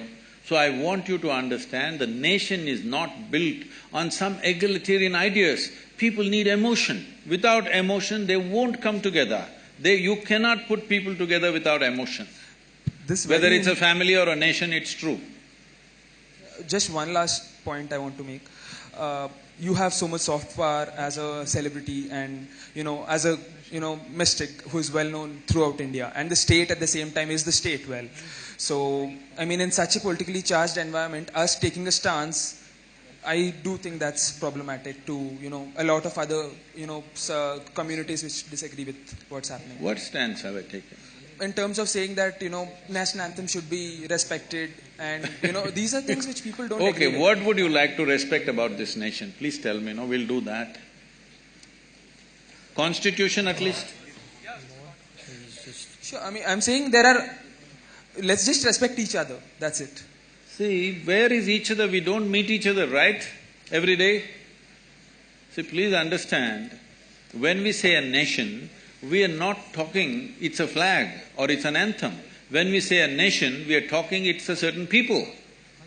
So there are certain symbols which represent these people whom you call as Indians right now. So, why 3 striped colors? Why can't we have 7 colors? Yes, we can have, why not? If you want to redesign the flag, you can. But right now, this is it, all right? If you want to change the design, we can. You want to change the anthem, we can rewrite the anthem if you wish. But I am saying, without tools of integration, you don't make a nation. It is idealistic to say, let's not have anything, let's just live as a global village. It's a fantastic idea, but can you make it a reality? Can you execute this idea? That's all I'm asking. I'm talking about execution. As an idea, global is fine. If there is no nationality in the world, it'll be a fantastic world. But are we capable of doing that? Within a state, we have to break 2 states because we can't get along for some reason, isn't it? So I think we'll spread out the questions in the interest of bringing out diversity of opinion. If the mic would be given to the lady in the 3rd seat here. Yeah, here, can the mic be given to Hello? Namaskaram, Sadhguru. Who is this? Where are you? Namaskaram, Sadhguru. Sadhguru, I will take only 45 seconds, okay? Question is 45 seconds? I won't disturb anyone because there are many a person want to really question. Sorry, but could we go ahead and, he chose somebody first, let's go with him. Yeah. Sadhguru, can the mic be given to the lady in the 3rd seat? Can I ask a question first? You should ask, you're going about giving a speech. Sir, I just want to say, you are just my life, okay? No, this is not a okay, sir, my question. Expression. Please ask the question. My question is, sir, you told in your childhood you experienced the realization of ignorance. Some point when I watch your video, I also felt that I don't know really nothing. Nothing means nothing. But after 10 minutes or 15 minutes, I get influenced by my mind or something like that, and I lose that realization. I want to live like that. I want to live that. I want to live like the realization that I don't know. Right. From that realization, my intelligence just becomes pure, and I can look at everything. That's fine. See, just intellectually thinking I do not know is not the point. You must know the pain of not knowing. The pain of not knowing should sear through you. Only then your intelligence becomes awake. See, just look at this. Suppose I ask you to walk from here to there right now. Lights are on and you will simply walk like this without noticing anything. Suppose we make this hall pitch dark, you don't know what is next step. Will you walk? Everything alert, all your senses, intelligence, awareness, everything super alert, simply because you do not know where the next step is. So, I do not know is not an intellectual conclusion. It is the pain of not knowing. It must really sear through you, it won't let you sleep, it won't let you eat, it will keep you in a certain way. When it keeps you in that way, then you will see your intelligence stays awake and alert. In sleep and in wakefulness, it stays alert. When that happens, see, just now we finished Ganesh Chaturthi. What Ganesh Chaturthi means is, it's all become all about eating now. We've made it like that because we only see Ganesha's big stomach these days and we are inspired by that. Essentially, you know the story of what happened, that little boy stopped Shiva and Shiva decided to take off the head of a Ghana. A Ghana means, Ghanas are described this way, that they were talking in a language that nobody understood and they had limbs which had no bones. Like this it's described in the certain texts. So he took off one of their heads, or the chief of the Ghana, and put it on this boy and made him live with this new head. So he had this new head which is not a human head. Because of this he was extraordinarily intelligent. You heard of those stories where he asked Vyasa that if you dictate something to me, you should not stop. If you stop, I will give up this stupid project and go. If you don't know what you're talking, I'm not going to write down. You must simply speak without a break, only then I will write down. So essentially, Ganesha had enormous… he's Ganesha, not Gajesha, okay? The elephant head came because of Shivakashi calendars. So he's a Ganapati and he has an extraordinary head and an intelligence. Because of this intelligence, he cleared all obstacles. So he became Vigneshwara.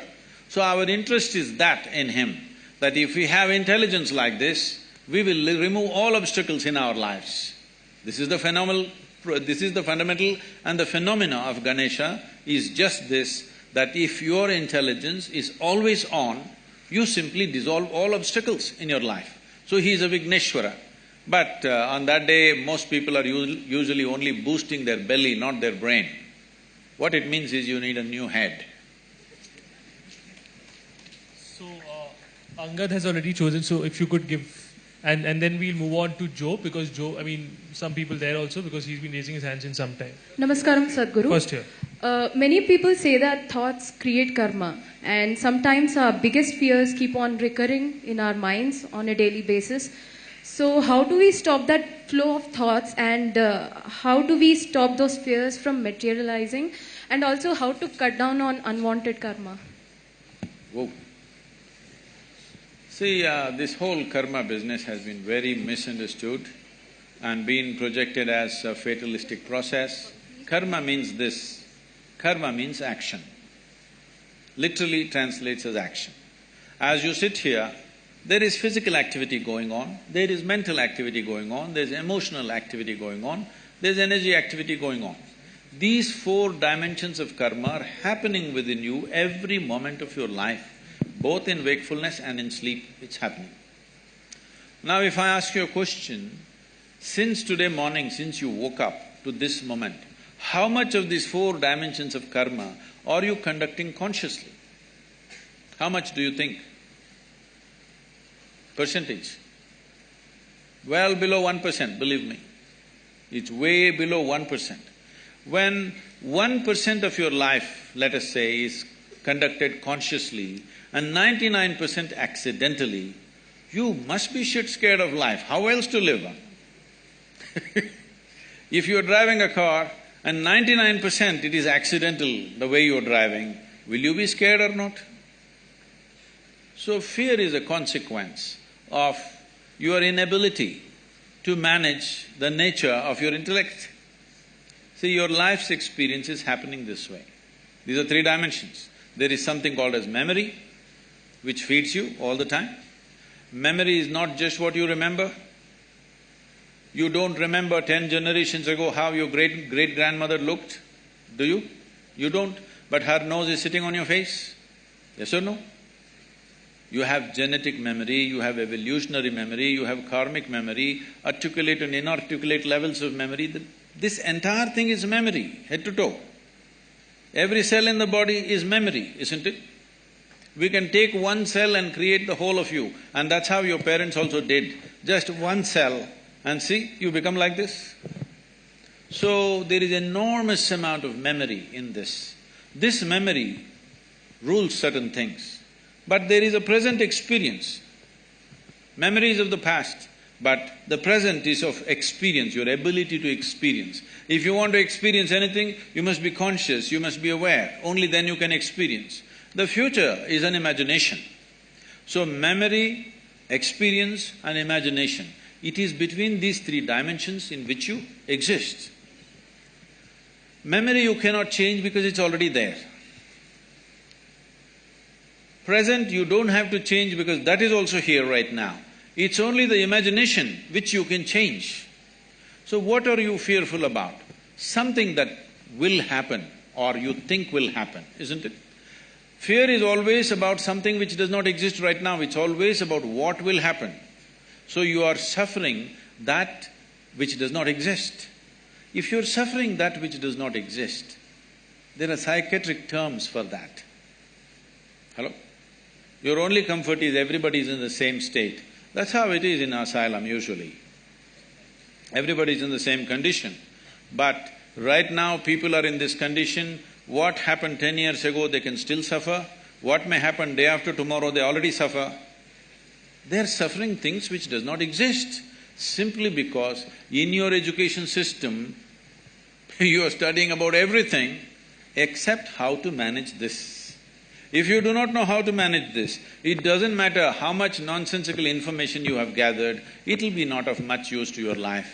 You must know how to keep this, how to conduct this body, how to conduct this mind, how to conduct this emotional structure and the energy structure. If you do not know anything about this, then you are an accidental being. You being fearful is good, otherwise you may cause enormous harm to yourself. The next person, if I'm not wrong, was Joe, so he…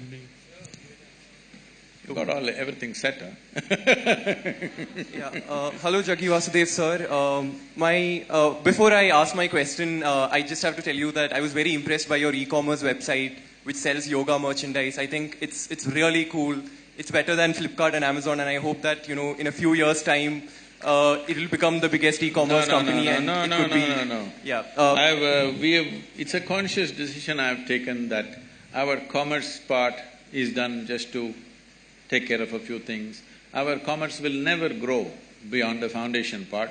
I clearly made the distinction, there's Isha Foundation and there's Isha Business, and we have contained the business. In spite of enormous demand, we have contained the business because… So it's very impressive, sir. No, you should not be impressed by that. You must come and see what I do otherwise. Yeah. So, the real thing. My question… I want to tell you that I was also very impressed by your commitment to rule of law that was evident from the discussions that we've had. In the same light, I just want to ask you that in one of the blogs that you have written in your website, you speak about women's entry to Shani temples.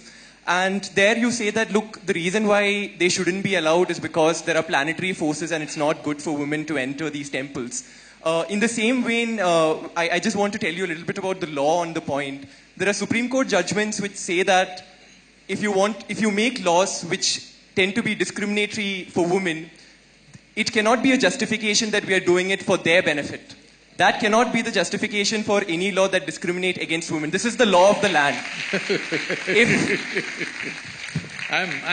In that same vein, would you say that if that is the law of the land and you're committed to the ideals of law, then one, how do you justify that? Yes. And two, one more question, sir. Let me say. So just a follow-up question. The second part of the question is, in the same article, you also mentioned that we can control the impact of planetary forces on our life through inner engineering.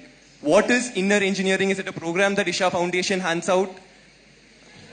What is? What exactly is inner engineering? Is it something that you guys do, and like only if you guys can tell us what is inner engineering, only then will we be able to, face the forces of planetary forces? What exactly is this concept of inner engineering? Okay.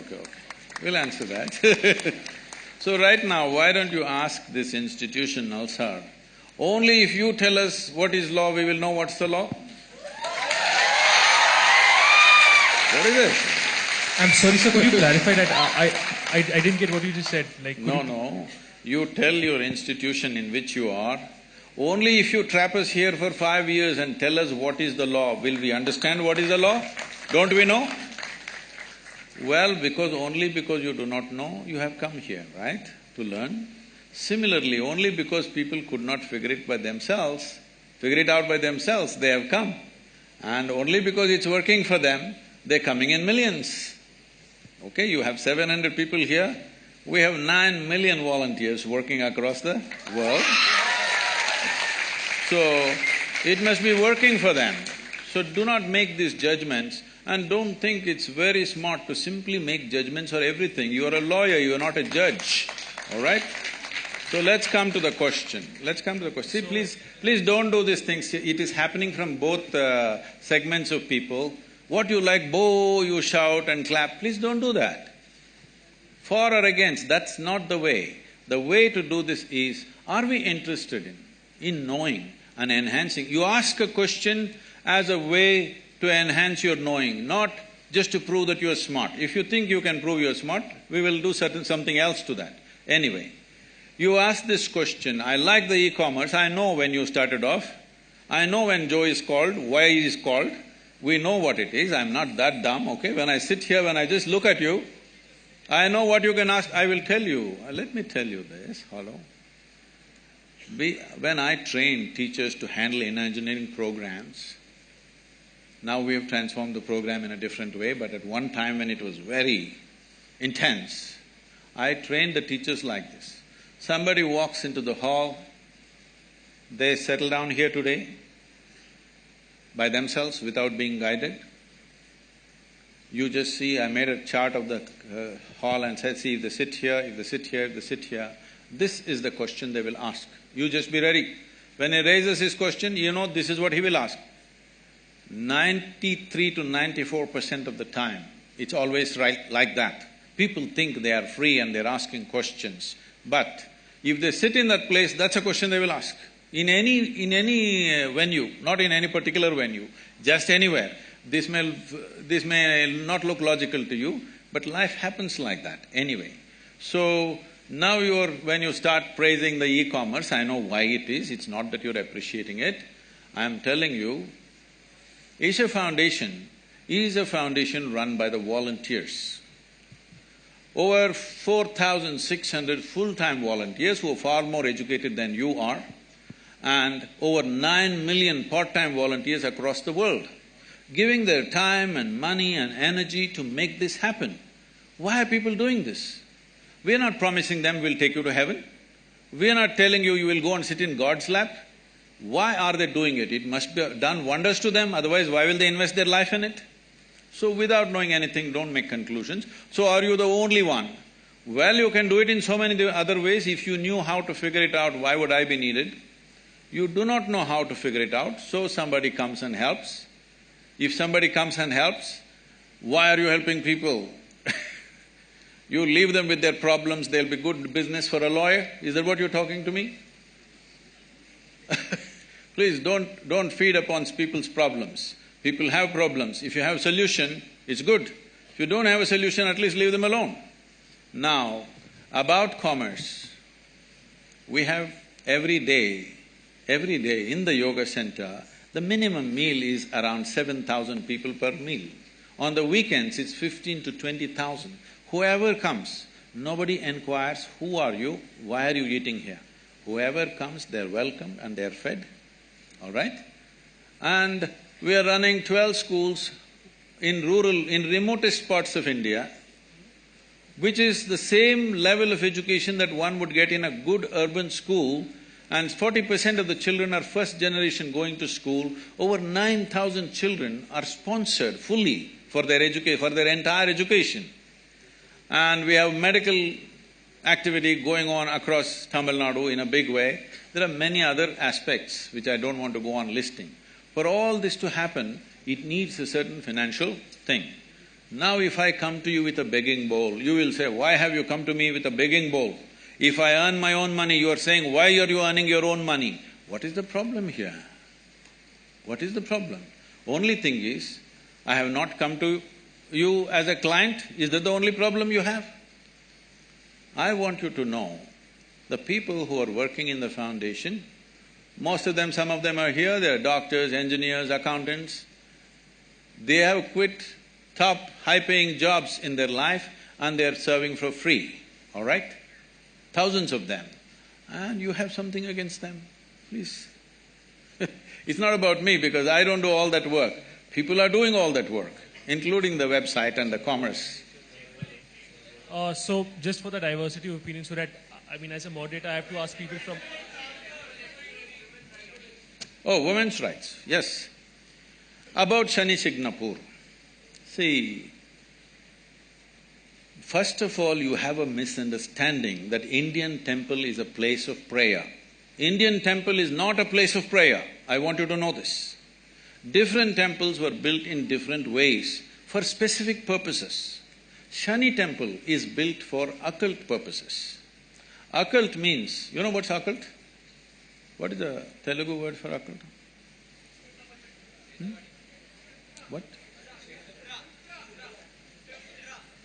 What is that? What people call as black magic or whatever, you know?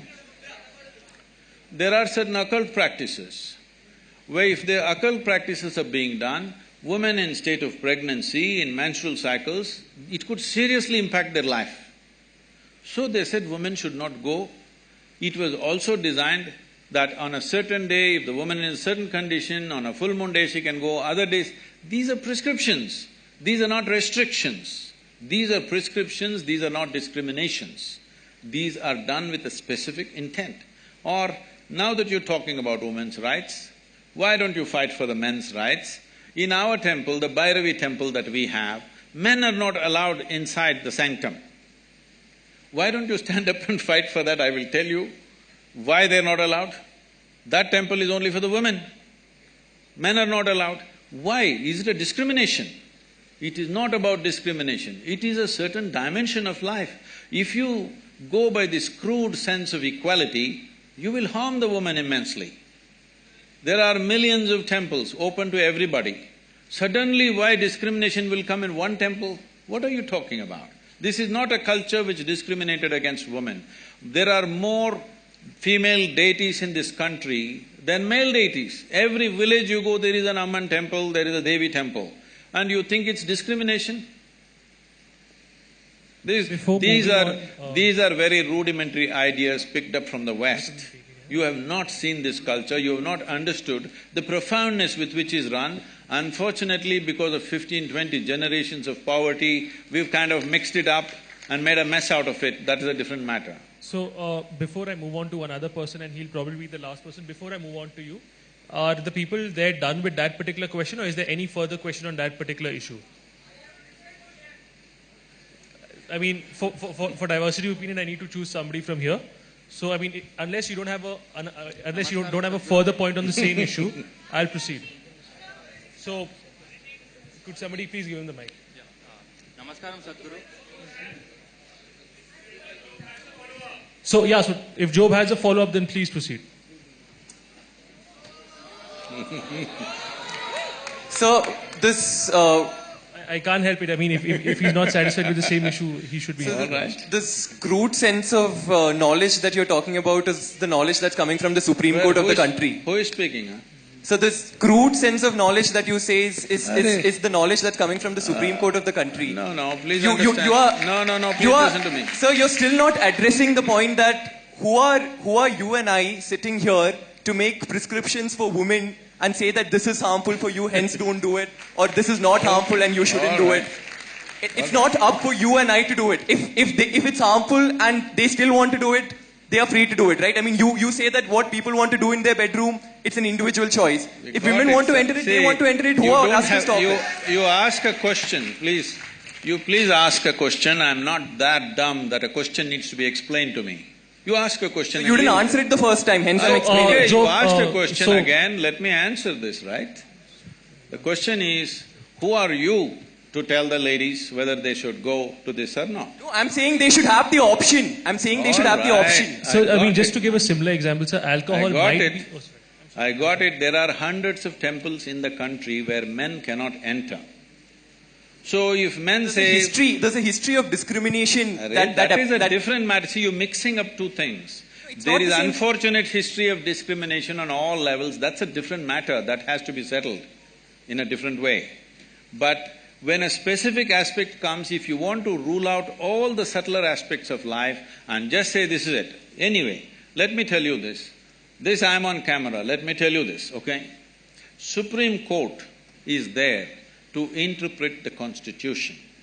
It cannot create a new Constitution.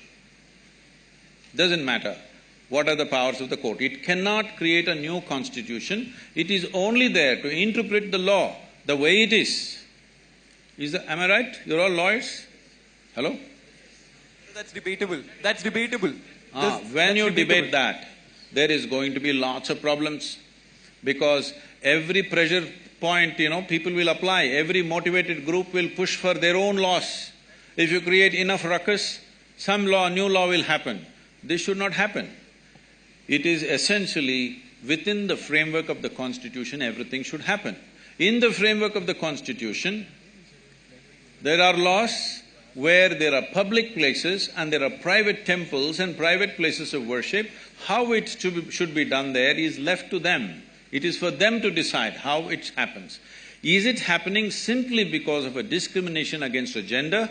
If it is so, it must be struck down absolutely. But if there are other aspects to it, if you think you cannot consider anything else, then it's ridiculous. It becomes ridiculous. It's like saying, don't I have the right to enter the ladies' toilet? What nonsense is this? Do you need a law? You just need sense that you don't go there. Job, is your question answered? Or should No, it's not answered, but that's okay. It's not answered? Shall we answer, Mr. Job? Okay, so... I'm okay. There's a difference between a man not allowed to enter a woman's toilet and you using the same analogy. I'm not saying he's not allowed. A man who is a man will not enter. That's all I said. So that's a really stupid analogy that you're saying. So we are discussing the question of women's entry to temple and you're saying the reason why they're not allowed. One second, I'm sorry, so you can continue with your question. The problem, sir, Mr. Joe, you do not know the culture of this nation. You're talking simply activism. Yeah, because I'm Catholic, right? Because in this country, in this culture, the idea of discrimination never arose. I want you to understand, even before other countries ever thought of even giving franchise to the woman, this country did not even debate whether women should have voting rights or not. It's simply there because in our culture we never thought so. So the discrimination, exploitation is there. I want you to understand, there is exploitation, there is no necessary discrimination. Exploitation is not just of the woman. Anybody who is weaker than you, people are exploiting, whether it's a man, woman or child. Why do you think everybody is beating the children? Just simply because they are small. Not because they have a right to do it. So anything which is weaker than them, they are exploiting, not just women. Unfortunately, women have also been taken a much amount of beating in terms of exploitation. But do not misunderstand exploitation and discrimination in a fundamental way. Discrimination is a different aspect, exploitation is a different aspect. I think, Job, we can agree to disagree here and let's move on. There's one last question we'll be picking up. Yeah, Fine, so for the diversity of opinion, there's we'll somebody pick on from from the back there. Can the mic be given to? Okay. So can you take and then one last question from the back? Yeah, okay. Yeah. Good afternoon. Society is celebrating legalization of homosexuality when it can't even accept intercaste marriages. What? Society is celebrating legalization of homosexuality when it can't even accept intercaste marriages. See, the thing is... And Sadhguru, yes. Being a science student, I have a small question. No, let's finish this. No, just something. One question, I thought. Can you please answer this one by one, so then there's no confusion. To maintain, in this evolution, to maintain the genetic variability, the sex or marriage should happen between different groups of people and different communities. But due to this intercaste thing which is in our society, the marriages are happening between the same community, that is in the same caste people, which leads to the further species makes this... We got the question. Please. Yeah, got it. Please answer. And sir, you have done rally for Save for Rivers. Leave that, please. Please do remove this intercaste technique in this society. Okay. So, this is related to Joe's question, in a way, in the sense, see, we must understand this. Unfortunately,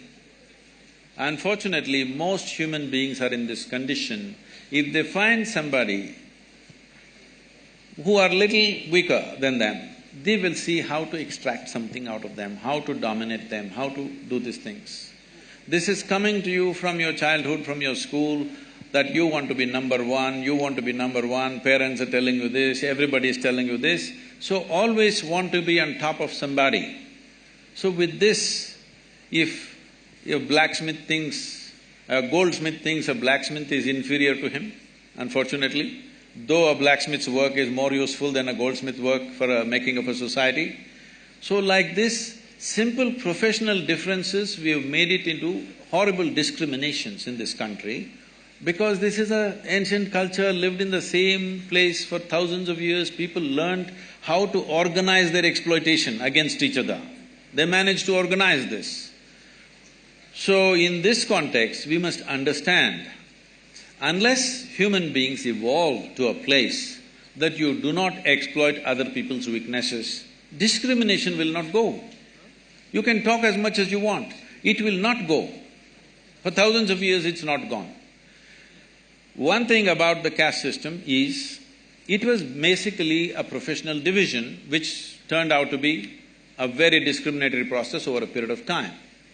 Now largely this professional division is going away because people come, now we don't know what caste you are, it doesn't matter, you're becoming a lawyer, all right? You're not a wakil kind of caste system. You something and you're becoming a lawyer. Somebody can become an engineer. So, this transference of knowledge through family systems are gone, so in that context, caste has become irrelevant. Right now, the caste still exists much more strongly in the rural community than in the urban community, because that is the only social security most people have. Something goes wrong with my life, I can only go back to my caste people. If I go to somebody, they're not going to help me. So this is unfortunately the social security system that they have, which is exploited again in so many different ways. Unless we develop a universal social security system in this country, that every human being has a net to fall back on, caste will not go. Once the universal social security comes, you will see caste will naturally die a death. You don't even have to fight it, it'll just go away. Once this social security is there for the human being. The reason why it's gone in educated and well-to-do people is because they have their own security. They don't have to go back to their caste. But the poorer people in rural India, for them the only security is their caste, their clan. You can only go back to your mama or your somebody else or whatever else. You can't go to a strange person and ask for help.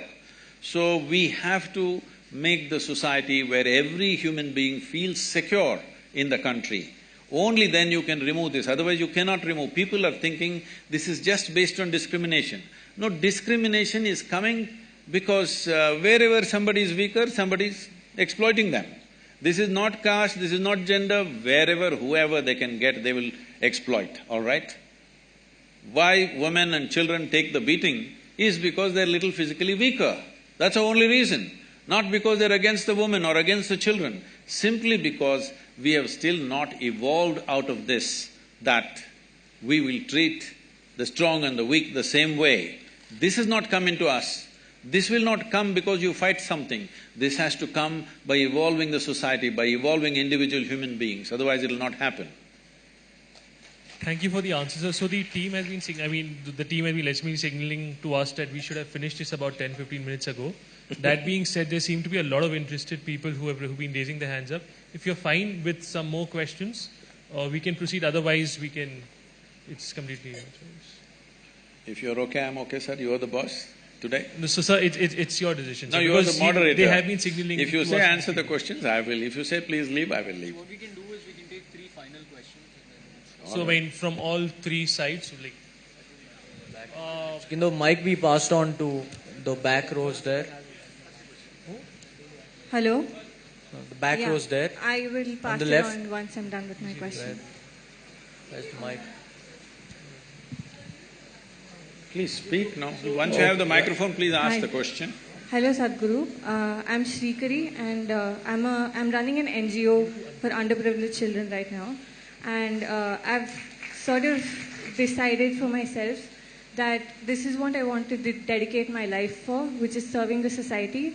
So I have 3 questions for you. The first is, being a social entrepreneur yourself, how do you think I should prepare myself for the rest of my life to be dedicated to this cause? And second thing, you've mentioned a lot of issues, for example, malnutrition, and there is intolerance, and there is so many issues. So which issue do you think that our generation should target in order to get the best effect out of it? And thirdly, do you have any sort of program that can help our students who are doing this kind of an effort, because we don't have the kind of power or exposure to reach the kind of levels that you can? If any of you have… Please sit down. If any of you have, as she said, if you have similar intentions that you want to take up a social cause and make it happen, well, you asked me, which should we take it up? In my focus right now is nourishment, education, ecology. These are the 3 things which are crucial for this nation. If these 3 things happen, all the other problems will get sorted out by themselves. If you start attacking small problems which are in the country, which are plenty, not 1 or 2, they're in hundreds, small issues which we are picking up, believe me, you will not solve the problem. You will only have the satisfaction of fighting for something. Don't fight for something, we have enough fight going on, we've seen enough fights forever. It's important, this country must be well-nourished, fundamental education must happen, and ecologically we must take some quick steps, because this is an area which we cannot reverse very easily. It may take decades or even centuries sometimes to turn it back, depending upon the kind of damage we cause. These 3 dimensions if we take care, all the other issues that you're mentioning, many other issues, small issues, I'm not saying they're not important, but if you take up those causes right now, you will not have a good foundation, but you will build a superstructure which will anyway collapse after some time. So these are 3 fundamentals. If anybody who has such intentions, if you want, you come to us free of cost, we will train you for 1 or 2 or 3 months. Right now, we are… somebody mentioned Rally for Rivers, we are training hundreds of youth for over 6 months about the ecological aspect, how they can take it up in their own area, full depth and dimension of the problem, and how they should handle it, how they should deal with the governments, how they should deal with the people and the situation on the ground, how to manage this like this. So for these 3 aspects, if you're taking up nourishment or education or ecology, we can train you. Above all, if you're going into social activity, I've seen so many people, particularly Indians who are settled in United States, after working there for 10, 15 years, when they've made a certain amount of money, quite a few of them get this urge they want to come back to their village and do something. I'm telling you, almost 90% of them return absolutely frustrated, not able to doing anything, and lost their money, lost their job, this kind of situation. Simply because India is a complex thing to deal with. One has to be in a certain state of… First thing is to understand, another thing is how you are. If you are the kind who are going to get freaked and disturbed by everything happening negatively around you, then you should not get into it because they're going to freak the hell out of you on a daily basis. It doesn't matter how much work you do, you will only face abuse and accusations, and people will file cases against you, they will protest against you, all kinds of things. So it's very important you make yourself in such a way, what you want in your life, what you want to create, in which way you want to make a difference, that is more important than everything else. Every day volunteers who are working for us come up to me and say, Sadhguru, I can't work with this person is horrible, I can't do this. So I tell them, see, in this world, this is how people are. Like this, like that, like that, like that, this is how they are. If you think what you're doing is of such importance, you work with these people. If you want to work with ideal people, go to heaven and today.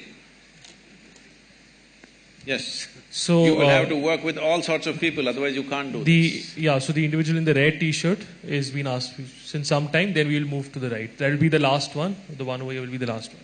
So, Sadhguru, we have two questions. One at a time, I'm a simple guy. Yeah, so first I'll ask and then one more. So firstly, you said that from your years of practice and looking at people, you can just look at somebody and tell their past, present and future. Now we'd really appreciate it if you could look at me and tell my past and present. Anything. No, I am not an astrologer for you. No, astrologer would be somebody who sees the future. I'm asking you only to see my past and present. Astrologers also talk about the past to get the market oriented, all right? I am not in that profession. So when you say you're a mystic, what exactly do you mean? When your first answer to his question about first impressions was that you can see the past and the present, while all of us mortals over here won't be able to do the same thing. So then fulfill his claim that you can tell us about his past or his present. But notwithstanding that, my question is different. My question is that you've spoken about how you believe that like we must live in harmony with nature, etc. You told us that we've come here and we've taken over the land which belonged to snakes. No, that is true everywhere. Huh? Correct. Taking you to the question I'm so sorry to stop you, so in case you're not comfortable answering that. No, I'm okay with any question. All right. So, a lot of the infrastructure just make the question smaller and 30 seconds. More. A lot of the infrastructure 30 seconds is a long question. 5 seconds. 20 seconds. A lot of the infrastructure of the Isha Foundation has been built on elephant corridors, really? Something which both the National Green Tribunal as well as the High Courts have admitted to without the requisite permissions. We tell you this goes against rule of law, which you stand for. This goes against living in harmony with species, both of which you've spoken right here at NALSAR. So if you could clarify regarding that. Okay. There is a fan following for that also. So right now, all of you, those of you who are clapping and screaming, listen to me. You also, ma'am. What's your name? Huh? Sanchita. Ankita. Okay. Now we'll do one thing. I don't know what authority you have to say it's an elephant corridor. Listen, let me finish. The State Forest Department clearly has submitted to the High Court that this is not an elephant corridor. The Wildlife Trust of India has given a clear directive to the NGT that it's not an elephant corridor. The World Wildlife Fund says it's not an elephant corridor. But you say it's an elephant corridor. I don't know what's your relationship with the elephants. Okay? If you do not understand, right now we put up the map published by the Wildlife Trust of India as to which are the elephant corridors and which are not. And elephant corridor is not anywhere in 100 kilometers of where we are. You can go look up the map today. Now, you can open up your cell phone and look it up now. So, being in a legal profession you're going to get into, first you must get your facts right, all right? And, well, I know where this is coming from. There are some activists who are going on publishing this endlessly. You're reading that social media is trash and you're coming to conclusions. Anyway, I want you to know, today if I want, by tomorrow evening, I can file 100 cases against you, all kinds of things. It's for you to come out of it in the next 20 years. This is the country you're living in, I want you to know. So, it doesn't matter, I will tell you further. For continuously, I've been accused of raising a rainforest. Which is that rainforest? Where was it? Please show it to me. There is no such forest, so they've kept quiet now because I asked these questions. Then they said, we have occupied forest lands. Well, forest department has senior forest officers from not only Tamil Nadu, from the center, came and surveyed the place and said not a little bit of encroachment has happened. But people keep writing the same thing. Now I'm asking you, if you're really interested in justice, you and your friends who are clapping for everything, I will ask you to come. 10, 15 of you come with cameras. I will give you all the maps, the survey maps and revenue maps and forest maps. You walk across, we'll give you total freedom to do the survey as you want, all right? If 1 inch, not 1 acre, 1 inch of forest land is taken, I have said this yesterday also, day before yesterday also, because I am surprised the same question is being asked, I will leave the country. You will not see me again. Is this good enough? Will you do it? So we'll take one final question. No, let me finish this, huh? This is a charge, this is not a question. Now, if 1 little bit is taken, forest land, you will never see me again, you will never hear me again, okay? I'll be gone. Okay. Well, wait. I will tell you the kind of activism that is happening there. Why?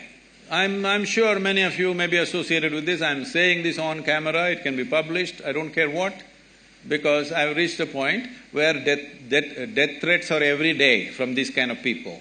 Why all this is happening is, we are at the tri-junction of the 3 state borders. There are certain people who want to be active in the forests in that area, and we've become a big problem for them. They want us ousted from there. That's not going to happen in their lifetime, because it's not just for our interest. I want to make sure such activity doesn't happen in the forest. And we have fought for this, so we're getting all this flack. And for every little thing, without knowing facts, being future lawyers, you must have little more facts on your hand. This is not the way to go to a court, you know. This is not the way to go to a court. You must go with facts. If you are not looking at being a lawyer as just as a business, but as a way of serving people and bringing justice to people, this is not the way to go. I will tell you further. You've seen the image of Adiyogi? Yes. A whole campaign has been made. They showed images of some forest and how the entire thing was raised to put up Adiyogi statue. So we put out the Google Maps. Before we bought the land, how it was, how it is today. Today this technology, you can't go on lying forever. Once we put up the Google Maps, they became quiet. So Google Maps are of 2006. They said before that there was a forest. So I said, do one thing, from 1960s, okay, or before I was born, 1940s, you take the revenue map. I will give you all the survey numbers in which we are. See what were the crops which were grown, for what taxes people have paid. Revenue records are there, Google Maps are there, you can't be just lying to yourself endlessly. And I will tell you how much prejudice is there. A certain group of people with government officials and a collector comes to visit the Adiyogi statue. One official, not a low-level official, a mid-level official, says they have built a factory shed without permission. So collector asks, where is the factory shed? He points at Adiyogi and says, this is the factory shed. He's surprised, is this a factory shed you are saying, this is a monument? They've taken permission for a monument. No, in my opinion this is a factory shed. Inside there are metal members and outside there is a metal skin, so it is a factory shed. Tell me, who will call the image of… There is an image of Adiyogi, can you put it up? Who will call this a factory shed? Please look it up. Please look it up on the website. You look at the Adiyogi, it is on the Guinness record for the largest face on the planet. And now somebody describes this as a factory shed and wants to file a case on us. I want you to know who is this person who calls Adiyogi a factory shed and what is the intention and what is the purpose of such a comment. Who they are and what they are motivated by. You must look at it. Yes or no? Please look at it. And I'm telling you, the reason all this has started is because of the tri-junction. One mistake we have done, if it's a mistake, I don't think it's a mistake personally, but legally it's a mistake, is they did not give us a particular officer who was sitting. It's all become religious in this country. A particular officer who is sitting there does not give us a no objection certificate, even though we fulfill all the legalities for 4.5 years. Nothing happening. I said, go ahead and build. We had everything else, only one department we don't have, no objection. First, why the hell do you have an objection when I'm investing and building infrastructure for this country and for the people? What's your problem?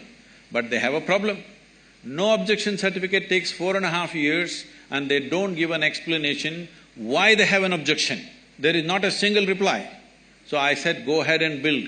So we built 2 buildings without that one no objection. Using that, they filed multiple cases on us. But now, the government has given us permission for that also. It's been regularized, they asked us to pay a penalty, we paid, and we regularized all that. There's not one illegal structure there, and we are not in the elephant corridor. Please get your facts checked properly. Okay. One last question, the man in the blue shirt. And now that you raised this question, I must finish this. Now that you raised this question and you charge me with this, if what you have said is not true, please go on the social media and say, I've been talking rubbish without knowing what are the facts.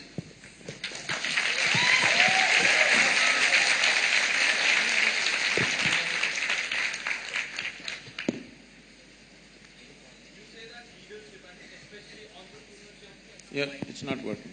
Give us Mike. Is it… You say that leadership and especially entrepreneurship and enterprises is very much needed for the growth of this nation. So how important is it for the youth or a young individual to be a leader and having a bigger vision which is beyond just their own survival but which includes larger well-being and growth of humanity? And if someone takes such responsibility, how a person having such a vision make himself capable and competent and clear? Thank you. See, in the development of a nation, today we have reached a point in the world where it is not the military prowess of a country, nor is it the political circus that goes on in a country, nor it is the activism and stuff that goes on in the country which decides the well-being of a nation. It is the success of the businesses which will determine the well-being of a nation, because we have decided to go market economy. Is it the best way to do things? I personally may not think so, but that's not the point. We've decided to go that way, we have to make it a success. That's all there is left to us. Every day we can't be rethinking which system to take on. We have to make it a success because we've chosen to be there. Now, for me to become a business leader or a social leader, what is it that I have to equip myself with? Well, that now famous inner engineering, that's the first thing you must do, because if you are not equipped to handle various uncertainties in life, if outside situations are going to determine what happens within you, then you should not enter into that kind of ventures because life will freak the hell out of you. You must choose a safe job. If you are the kind who is going to be impacted by what's happening around you, then it is going to be very difficult for you to handle those kind of situations. So first thing in everybody's life, no matter what you're planning to do, in everybody's life, first thing is to enhance this life, then to act in the world. If you act in the world before you enhance this life, you will see, if you succeed, you will suffer, if you fail, you will suffer. Very important that you bring yourself to a state that your peacefulness, your joyfulness, the pleasantness of who you are is not determined by somebody else or something else. If you establish this one thing, you are equipped for life. Thank you very much. We're done. I'm sorry, we're done. We've exceeded by about 1 hour 45 minutes. It's just the continuation of this question. It's not complete, the answer. Like, if you have done you said first step is inner engineering. If you have done it, I'm practicing since 3 years. So what is the second step? What is the exposure? What is the right kind of education and environment that is needed? First step I have heard many times. What is the second step? I want to equip myself with that. That's a very personal question. We will deal with this personally. Okay, thank you. Thank you, sir. So, hi. Thank you, Sadhguru, for answering all questions. I think we exceeded the limit by around 1 hour, by at least 1.5 hours. Oh. So, thank you for, patiently answering all questions from all different people. And quite explosively, not patiently. Quite explosively. Not for patiently listening and explosively answering the questions.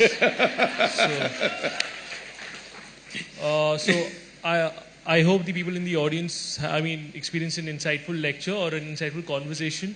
And for individuals who could not otherwise ask, I think you have a social media page. Yes. So, you could send it there, but due to limitations of time, we can't ask any more questions. What we did try was that individuals from different groups and backgrounds could ask questions. So that was our purpose.